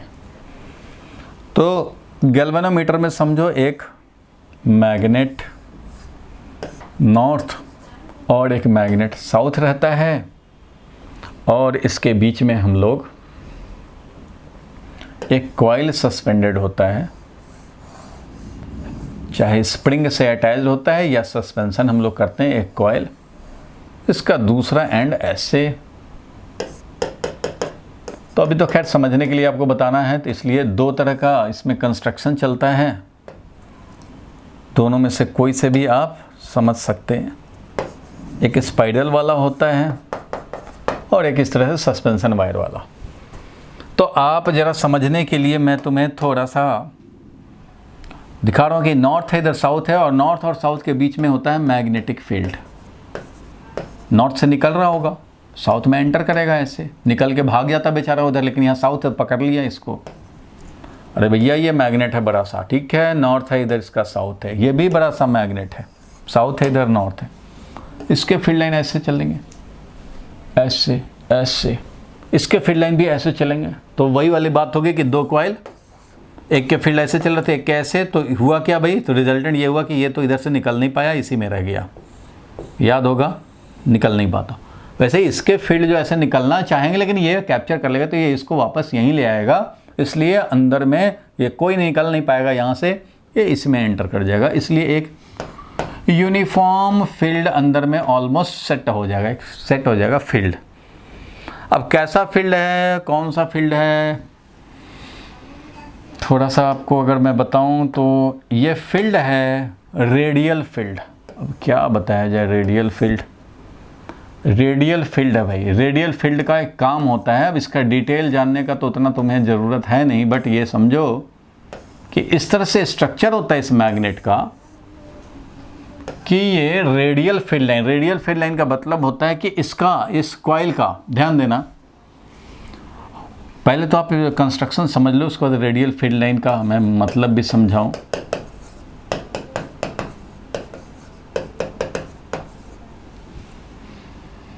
देखो कंस्ट्रक्शन ये है, और ये एक सिलिंड्रिकल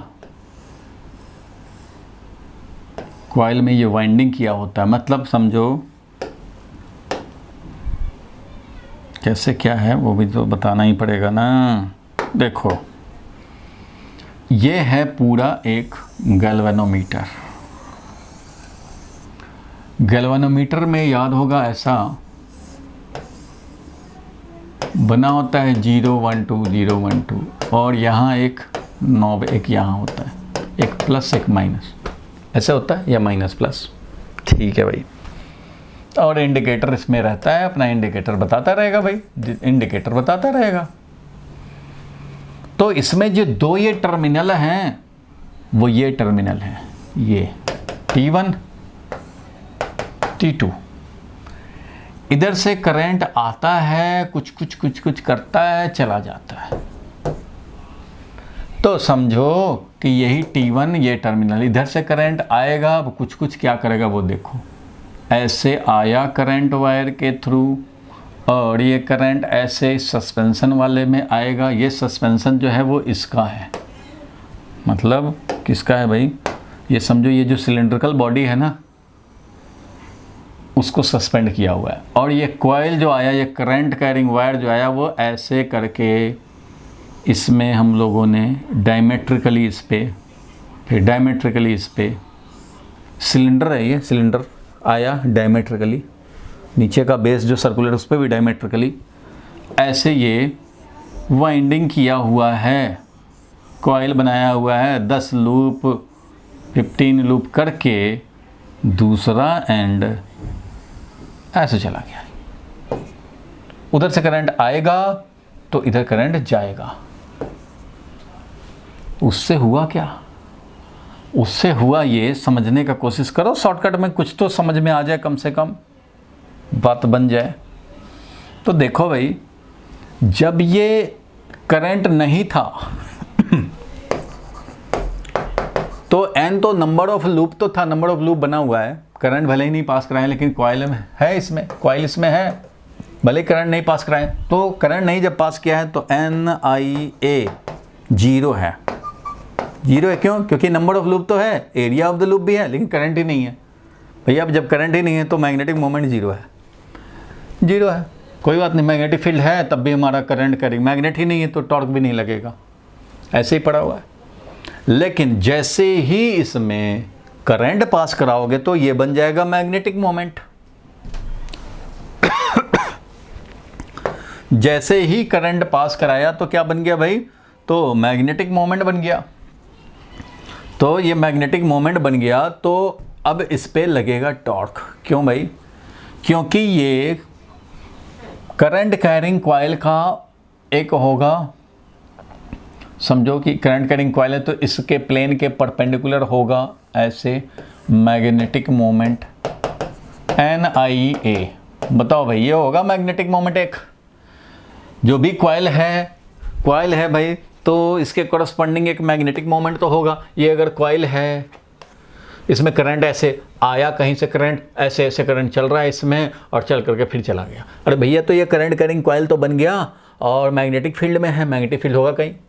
तो यहाँ पे तो इसके कॉरस्पॉन्डिंग अगर करंट ऐसे चल रहा है तो ये है मैग्नेटिक मोमेंट, करंट ऐसे चल रहा है तो ये है मैग्नेटिक मोमेंट, और करंट ऐसे चल रहा है तो उधर होगा मैग्नेटिक मोमेंट। तो किसी एक डायरेक्शन में तो मैग्नेटिक मोमेंट होगा। तो चलो करंट ऐसे चला तो ये है मैग्नेटिक मोमेंट। ये जो मैग्नेटिक मोमेंट है, तो ये कॉइल जो है, ध्यान देना, ये जो कॉइल है ये between this north and south है। तो इसका स्ट्रक्चर ऐसा होता है कि अंदर में रेडियल और एक्सियल फील्ड लाइन बनता है, रेडियल फील्ड लाइन बनता है। रेडियल फील्ड लाइन बनने से क्या फ़ायदा होता है वो समझो। तो रेडियल फील्ड लाइन बनने से ये फ़ायदा होता है कि इसका जो मैग्नेटिक मोमेंट है और जो फील्ड है, फील्ड जो है इसके बीच में एंगल जो होता है वो 90 डिग्री होता है। मैग्नेटिक मोमेंट और फील्ड के बीच में जो एंगल होता है वो 90 डिग्री का होता है। ये है मैग्नेटिक मोमेंट, तो ये है फील्ड, ये है मैग्नेटिक मोमेंट। और अगर ये रोटेट होकर के, तुम्हें तो पता है भाई कि मैग्नेटिक मोमेंट फील्ड के डायरेक्शन में अलाइन होना चाहेगा due to the torque. Torque जो M क्रॉस B होता है वो क्या करता है? तो भैया ये मैग्नेटिक मोमेंट है, राइट वर्ड में मान लो फील्ड है तो ये राइट वर्ड होना चाहेगा ऐसे। अभी ये ऐसे है मैग्नेटिक मोमेंट तुम्हारी तरफ डॉट डायरेक्शन में, ऐसे है मैग्नेटिक मोमेंट। फील्ड हमारा ऐसे हॉरिजॉन्टल में मान लो, तो ये ऐसे रोटेट होना चाहेगा ऐसे। तो रेडियल फील्ड लाइन का ये काम होता है, 1 मार्क्स में पूछ दिया जाए तो ये काम होता है कि जैसे ही ये मैग्नेटिक फील्ड को मैच करने के लिए ऐसे होगा तो मैग्नेटिक फील्ड भी अब यहाँ नहीं रहेगा, इधर हो जाएगा। मीन्स चाहे ये कॉइल ऐसे रहे तो 90 डिग्री पे मैग्नेटिक फील्ड है, ऐसे होगा तो भी 90 डिग्री पे मैग्नेटिक फील्ड रहेगा, वो भाग जाएगा उधर। ऐसे रहेगा तो भी मैग्नेटिक फील्ड 90 डिग्री पे रहेगा, ऐसे हो जाएगा तो भी मैग्नेटिक फील्ड 90 डिग्री पे रहेगा। It means radial field line, उसका डिटेल आप छोड़ दीजिए, डेरिवेशन जानना नहीं है तो, लेकिन रेडियल फील्ड लाइन का काम है मैग्नेटिक मोमेंट के परपेंडिकुलर मैग्नेटिक फील्ड मेंटेन करना। मीन्स हमेशा theta is equal to 90 degree रहेगा। उससे क्या होगा? तो भैया क्या काम होगा वो जरा समझो। थोड़ा सा अगर आप वर्किंग समझ लेंगे तो अच्छी बात रहेगी, नहीं तो फिर तो कोई बात ही नहीं है। अगर बिल्कुल नहीं समझना हो तो फॉर्मूला तो मिल ही जाएगा, अभी तुरंत मिल जाएगा फॉर्मूला। तो देखो, हम लोग का जो बेसिक काम होता है इसमें कि करंट आया, मैग्नेटिक मोमेंट बना, मैग्नेटिक मोमेंट बनने से टॉर्क लगेगा और सिलेंडर जिस पे वाइंडिंग किया हुआ है, ये सिलेंड्रिकल जो ग्रीन कलर का सिलेंडर दिखाया था इसके ऊपर वाइंडिंग किया हुआ है, फिक्स किया हुआ है। तो जब ये कॉइल रोटेट करना चाहेगा, ध्यान देना, कॉइल रोटेट करना चाहेगा ऐसे फील्ड को मीट करने के लिए, तो ये जो सस्पेंशन वायर है ना उसमें ट्विस्टिंग होगा, सस्पेंशन वायर में ट्विस्टिंग होगा। अगर फिर तुम करंट ऑफ कर दोगे तो फिर ये वापस ऐसे आ जाएगा। करंट ऑन करोगे मैग्नेटिक मोमेंट बनेगा, फील्ड बन जाएगा, वो फील्ड के डायरेक्शन में अलाइन करने के लिए ऐसे करेगा, ऐसे होना चाहेगा। इट मीन्स जब भी करंट पास कराएंगे गैल्वेनोमीटर में एक टॉर्क लगेगा, M क्रॉस B टॉर्क लगेगा, वो चाहेगा कि मैग्नेटिक मोमेंट के डायरेक्शन में जाएं, ऐसे जाएं। तो लेकिन मैग्नेटिक फील्ड क्या करता है भाई कि अभी इस डायरेक्शन में था, जब ऐसे हुआ तो वो इस डायरेक्शन में हो गया, ऐसे हुआ तो इस डायरेक्शन में, ऐसे हुआ तो इस डायरेक्शन, हमेशा परपेंडिकुलर रहेगा। तो उससे क्या होगा, ये इधर ट्विस्ट होते होते सस्पेंशन वायर ट्विस्ट होगा। तो ये अब ट्विस्ट का मतलब समझते हो, इधर से फिक्स्ड है और इसको पकड़ कर घुमा रहे हैं, कॉइल लगा हुआ, कॉइल जब रोटेट करेगा तो ये पूरे पे ये सस्पेंडेड ऐसे रोटेट करेगा, ट्विस्ट होगा, छोड़ेंगे। जैसे पेंसिल होता है या इरेजर वाला मटेरियल होता है जिससे पेंसिल वाला मिटाते हो, उसका इरेजर का एक एंड को पकड़ करो फिक्स और इसको थोड़ा ट्विस्ट कर दो, फिर छोड़ोगे तो वापस आ जाता है, फिर ऐसे ट्विस्ट किया फिर छोड़ेंगे वापस आ जाए। तो वैसे ही इसमें क्या होगा, वो ट्विस्टिंग होगा, ऐसे ट्विस्ट होगा। तो जब तक ये टॉर्क लग रहा है, M क्रॉस B लग रहा है, 20 न्यूटन मीटर का टॉर्क, तो 20 न्यूटन मीटर के टॉर्क से ये ट्विस्ट करना चाहेगा। और इधर जो सस्पेंशन वायर में रीस्टोरिंग टॉर्क डेवलप होगा। मतलब यहाँ पे दो तरह के टॉर्क काम करते हैं। अब थोड़ा मैथमेटिकल पोर्शन पे आ जाते हैं। Radial field line maintains magnetic moment perpendicular to magnetic field, 90 degree लगा हुआ। इसका फ़ायदा क्या होता है ये भी थोड़ा सा समझ में आ जाएगा। फिलहाल ये है कि दो तरह के टॉर्क बनेंगे, एक बनेगा डिफ्लेक्टिंग टॉर्क बोलते हैं, दूसरा बोलते हैं रीस्टोरिंग टॉर्क। ध्यान से समझना। इरेजर वाला मटेरियल मैं इसलिए बोल रहा हूँ कि आप समझ पाएंगे ज़्यादा। इरेजर का एक एंड को बिल्कुल फेविक्विक लगा के सीलिंग पे लगा दें या बेंच पे लगा दें, और दूसरे एंड जो खड़ा है तो उसको पकड़ के ऐसे घुमाएं, तो इरेजर का मटेरियल घूम जाता है ऐसे। जो वर्टिकल लाइन था वो ट्विस्टेड हो जाएगा, छोड़ेंगे तो वापस आ जाएगा, फिर वर्टिकल लाइन बन जाएगा, फिर ऐसे करेंगे, छोड़ेंगे, फिर वापस आ जाएगा। तो एक है रीस्टोरिंग टॉर्क, एक है आपका, आप जो लगा रहे हो घुमाने के लिए, इसको ट्विस्ट कराने के लिए, वो है ये वाला डिफ्लेक्टिंग टॉर्क, जो डिफ्लेक्ट कराना चाहता है कॉइल को, डिफ्लेक्टिंग टॉर्क। वो डिफ्लेक्टिंग टॉर्क ही M क्रॉस B है। ये M क्रॉस B ही तो डिफ्लेक्टिंग टॉर्क है। जैसे करंट पास कराया M बना और M क्रॉस B ये टॉर्क लगा जो डिफ्लेक्ट कराएगा, इस कॉइल को घुमाएगा, सस्पेंशन वायर भी ट्विस्ट होगा। दूसरा होगा रीस्टोरिंग टॉर्क, वही इरेजर के मटेरियल के अंदर जो टॉर्क डेवलप होता है कि तुमने ये टॉर्क लगाया तो ये ट्विस्ट हो गया, 20 न्यूटन मीटर का टॉर्क लगाया है, ट्विस्टेड है, अंदर से भी डेवलप्ड है 20 न्यूटन मीटर, तुम भी लगा रखे हो, इक्विलिब्रियम बना हुआ है। जैसे ही छोड़ोगे तो तुम तो डिफ्लेक्टिंग टॉर्क हटा लिए, लेकिन अंदर का जो रीस्टोरिंग टॉर्क डेवलप हुआ है वो इसको वापस ले आएगा। स्ट्रेस स्ट्रेन में पढ़ा था, स्प्रिंग है, स्प्रिंग को अगर तुम इलोंगेटिव फोर्स लगाओगे तो अंदर में रीस्टोरिंग फोर्स डेवलप होगा। तुम्हारा एक्स इलोंगेशन करने के बाद तुम्हारा 20 न्यूटन का फोर्स रुक क्यों जाता है और क्यों नहीं चले जाता? इसलिए नहीं ले जाता कि अंदर से भी डेवलप हो गया 20 न्यूटन। पहले जब नेचुरल लेंथ पे था कुछ भी नहीं डेवलप था, तुम्हारा 20 उधर से 0 तो तुम उसको नीचे ले आए, 20 इधर से 10 फिर और नीचे ले आए, अब ये भी 20 तुम भी 20 तो तुम यहीं पे रुका हुआ है। अब तुम 30 करोगे, वो 20 था तो और नीचे आ जाएगा, अब ये भी 30 तुम भी 30 यहीं रुका रहेगा। जैसे ही तुमने छोड़ा तो ये 30 जो है वो उसको वापस लेके जाएगा। वही काम यहाँ भी होता है। यहाँ पे एंगल के टर्म में, ट्विस्टिंग के टर्म में, एंगल के टर्म में बात हो रही है। यहाँ पे ट्विस्ट कर रहे हो, अरे भैया ट्विस्ट कर रहे हो तो तुम्हारा ट्विस्टिंग टॉर्क है, डिफ्लेक्टिंग टॉर्क है, उधर से अंदर से इरेजर के मटेरियल के अंदर रीस्टोरिंग टॉर्क। स्टील का भी वायर होगा उसमें भी रीस्टोरिंग टॉर्क डेवलप होगा, हर में होता है। तो ये डिफ्लेक्टिंग टॉर्क है और रीस्टोरिंग टॉर्क होता है सी थीटा, कितना एंगल से ट्विस्ट किया, और ये है कांस्टेंट। जैसे kx होता है कितने से चेंज इन लेंथ, और ये स्प्रिंग कांस्टेंट, वैसे ही ये इसको बोलते हैं टॉर्सनल कांस्टेंट। टॉर्सनल कांस्टेंट, और ये है एंगल ऑफ ट्विस्ट, कितने एंगल से ट्विस्ट किया, angle of twist and torsional constant. ये डिफ्लेक्ट कराने में लगा है, ये रीस्टोरिंग। तो इरेजर के मटेरियल में जैसे हम लोग करते थे, तो इसको हम लोग ट्विस्ट कराना चाह रहे हैं। डिफ्लेक्टिंग टॉर्क और रीस्टोरिंग टॉर्क जब इक्वल हो जाएगा तो ये रुक जाएगा, और जैसे ही तुम हटाओगे तो यही रीस्टोरिंग इसको वापस लाएगा। आप सोचेंगे ये सब बात यहाँ क्यों कर रहे हैं? इसलिए कर रहे हैं भैया, देखो ये जो सिलेंडर लगा हुआ है ना, उसमें मैग्नेटिक मोमेंट जो देखे, उसी सिलेंडर में हमने एक समझो कील मार दिया उसमें, या इंडिकेटर लगा दिया है उसमें क्या कर दिया है, इंडिकेटर लगा दिया है। इंडिकेटर कैसा भाई? ऐसे इंडिकेटर लगा दिया है, और यहाँ पे एक स्केल है। अब ये सिलेंडर रोटेट करेगा तो इससे इंडिकेटर पॉइंटर जो इसी में हमने लगा रखा है, फिक्स कर रखा है इस सिलेंडर में, तो वो पॉइंटर भी इस स्केल पे रोटेट करेगा। अब ये सिलेंडर है, मान लो सिलेंड्रिकल सरफेस, ये जब रोटेट करेगा तो इस पे लगा हुआ पॉइंटर भी रोटेट करेगा, ये पॉइंटर भी इस पे रोटेट करेगा। तो जब ये रोटेट करेगा तो ये बताएगा रीडिंग 1 2। जितना ज़्यादा डिफ्लेक्टिंग टॉर्क होगा, जितना ज़्यादा ट्विस्ट कराओगे, उतना ही एंगल से ये भी इस पे दिखाएगा कि 1 एम्पियर दिखा रहा है, कि 2 एम्पियर दिखा रहा है, या 0 एम्पियर दिखा रहा है। ये स्केल लगा हुआ, ये इंडिकेटर है उसी गैल्वेनोमीटर का।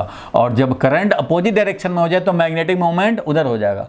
तो ये जो क्लॉकवाइज में रोटेट कर रहा था, उधर अगर मैग्नेटिक मोमेंट होता तो एंटी क्लॉकवाइज, मतलब करंट अगर इधर से आ जाए, उधर चला जाए, तो जो मैग्नेटिक मोमेंट इधर डेवलप हुआ है, ऐसे करंट पास हुआ, तो अब ऐसे पास होगा तो उधर डेवलप हो जाएगा। इट मीन्स जो इधर दिखा रहा है डिफ्लेक्शन, वो इधर हो जाएगा।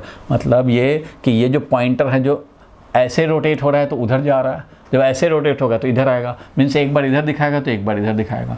तो 0 रीडिंग पे बना रहता है। जब कोई करंट नहीं है तो करंट आएगा तो डिफ्लेक्टिंग टॉर्क जितना ज़्यादा लगेगा उतना ज़्यादा एंगल पे ये शिफ्ट करेगा, और अपोजिट में करंट आ जाए तो इधर दिखाएगा इंडिकेटर।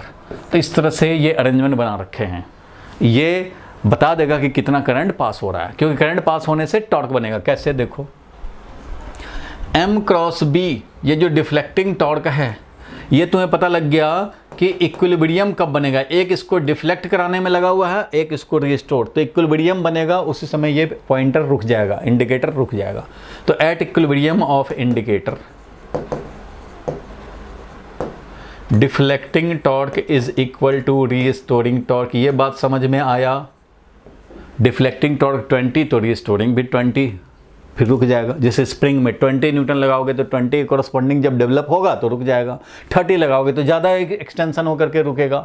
40 लगाओगे और ज़्यादा एक्सटेंशन। वैसे ही डिफ्लेक्टिंग टॉर्क 2 न्यूटन मीटर लगाओगे तो कम ही एंगल से ट्विस्ट होगा, कम रीडिंग दिखाएगा। ज़्यादा टॉर्क बनेगा तो ज़्यादा। अब देखो डिफ्लेक्टिंग टॉर्क ये है, तो MB साइन 90 डिग्री, क्योंकि 90 डिग्री मेंटेन किसके चलते होता है? Radial field line. Theta is always, हर ओरिएंटेशन के लिए 90 degree due to radial field line, due to radial field. ठीक है।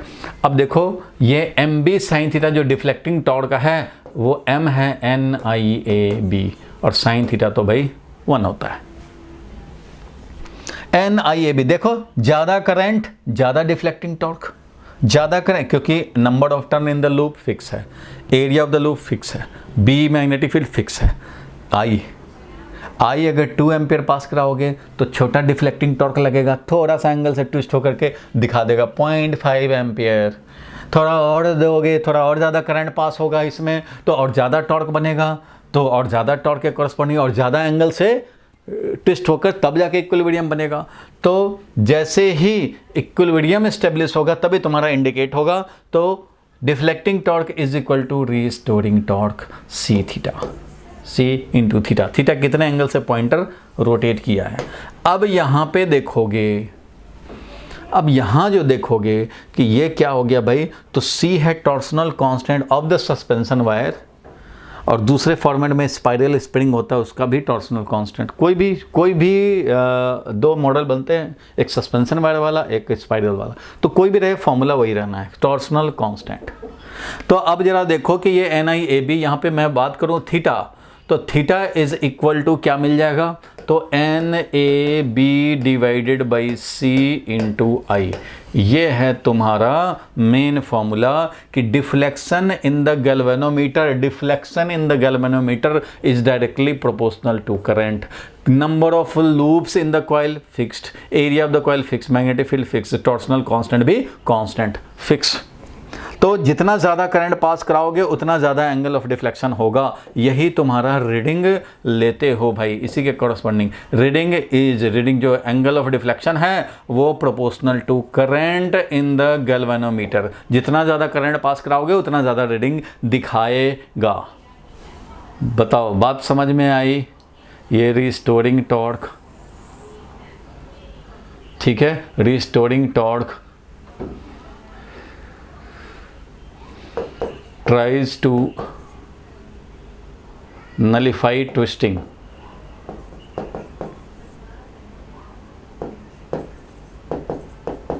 भाई कुछ समझ में आया? इससे तुम्हें मिल गया, यही है तुम्हारा मेन। अब देखो रेडियल फील्ड लाइन होने से हमें बस यही फ़ायदा मिला कि हमेशा मैग्नेटिक मोमेंट से मैग्नेटिक फील्ड 90 डिग्री पे रहता है। ये रेडियल फील्ड लाइन से ये फ़ायदा होता है, ये याद रखेंगे आप अभी के लिए। समझने के लिए इसका स्ट्रक्चर हमें बताना पड़ेगा और इसका टॉप व्यू दिखाना पड़ेगा, तब जाके आप समझेंगे। वो डेरिवेशन वाला पार्ट वैसे ही नहीं है, फिर भी मैंने इतना डेरिवेशन आपको दिखा दिया कि आपका अंडरस्टैंडिंग बने। अब यहाँ पर एक चीज़ बस ध्यान रखना, रेडियल फील्ड लाइन होता है क्या?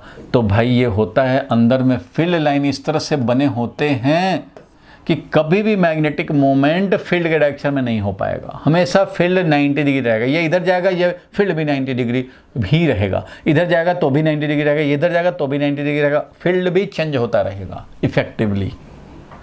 कैसे होगा चेंज, उसके लिए लंबी कहानी है, उसको करने की ज़रूरत नहीं है। इससे फ़ायदा ये मिल गया तुम्हारा कि यहाँ 90 डिग्री फिक्स मिल गया। अब जितना ज़्यादा यहाँ पे deflection is directly proportional to current, deflection is directly proportional to current in the coil. तो इस तरह से मूविंग कॉइल गैल्वेनोमीटर में कॉइल मूव करता है, इंडिकेटर मूव करता है, क्योंकि इसमें मैग्नेटिक मोमेंट बनता है और उससे टॉर्क लगता है जो इसको ट्विस्ट कराता है और उसके कॉरस्पॉन्डिंग हमें रीडिंग मिलता है। बोलो क्लियर है यहां तक? बोलो भाई पहलवान। कांस्टेंट की वैल्यू क्या है? किसकी? कौन सी कांस्टेंट? टॉर्क के वाले constant. Torsional constant. Torsional constant का वैल्यू हर सस्पेंशन वायर के लिए अलग होता है। अब स्टील का वायर हो और इरेजर वाला मटेरियल का वायर हो, प्लास्टिक का वायर हो, बैडमिंटन का जो वायर होता है वो वाला हो, सबके अलग अलग टॉर्सनल कांस्टेंट हैं। स्टील का रहेगा तो ज़्यादा रहेगा टॉर्सनल कांस्टेंट, ज़्यादा टॉर्सनल कांस्टेंट होने से कम डिफ्लेक्शन दिखाएगा क्योंकि वो हार्ड होगा। तो ज़्यादा टॉर्सनल कांस्टेंट होने से कम डिफ्लेक्शन हो जाएगा। देख रहे हो जिस तरह से स्प्रिंग होता है, हर स्प्रिंग का अलग, जो स्ट्रॉन्ग स्प्रिंग होगा उसका स्प्रिंग कांस्टेंट भी ज़्यादा होता है, वैसे ही इसके लिए टॉर्सनल कांस्टेंट हर के लिए अलग अलग है। तो जो भी मटेरियल का टॉर्सनल कांस्टेंट है उस हिसाब से रहेगा ये। बोलो ये ठीक है?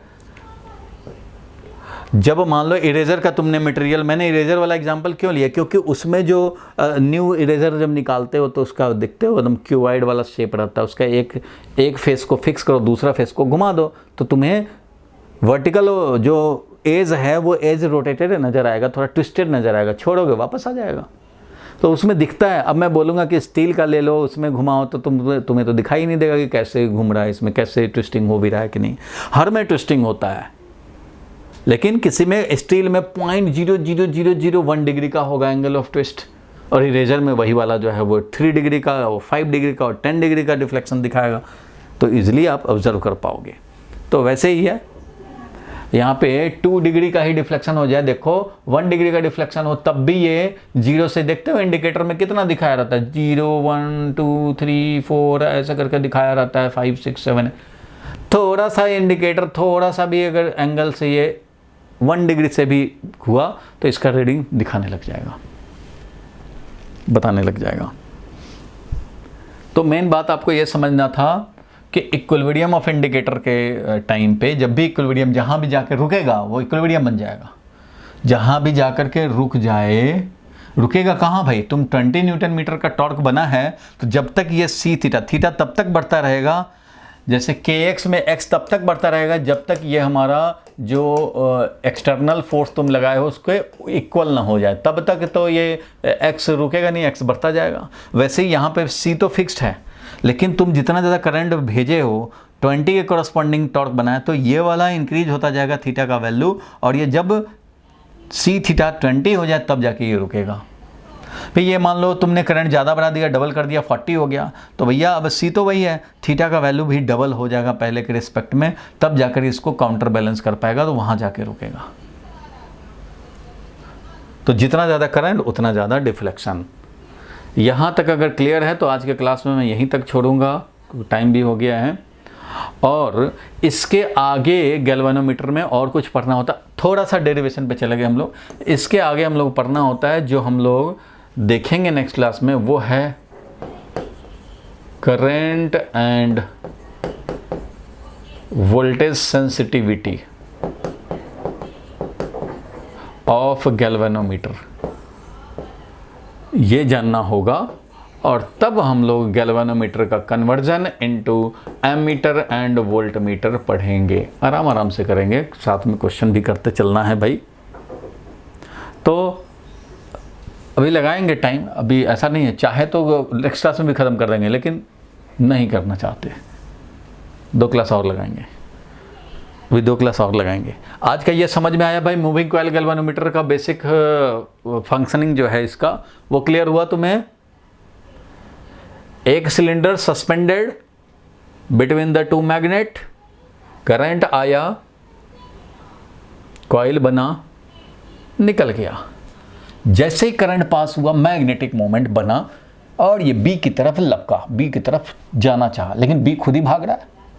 बी जैसे ही इधर आएगा वो बी भी भाग जाएगा। बी हमेशा समझो ऐसे, ये मैग्नेटिक मोमेंट है तो बी ये है। अब ये ऐसे था, इधर जाना चाहा मैग्नेटिक मोमेंट के डायरेक्शन में, तो ये बी भी भाग जाए और इससे ये ट्विस्टिंग होने लग जाए, सस्पेंशन वायर में ट्विस्टिंग। जितना ज़्यादा हमारा टॉर्क बनेगा डिफ्लेक्टिंग टॉर्क, उतना ही ज़्यादा एंगल पे जा करके ये रुकेगा, बढ़ाता जाएगा इसको। सी फिक्स्ड है, so theta is directly proportional to current. इसको हम लोग गैल्वेनोमीटर कांस्टेंट भी बोलते हैं। और बाकी इसके बाद जो सेंसिटिविटी है वो हम लोग देखेंगे नेक्स्ट क्लास में, गैल्वेनोमीटर कांस्टेंट। आपका नेक्स्ट जो है, नेक्स्ट मतलब मंडे के क्लास में हम लोग देखेंगे इसके आगे का बात, और एमीटर में कन्वर्जन कम से कम दिखा देंगे, वोल्ट मीटर वाला वेडनेसडे के क्लास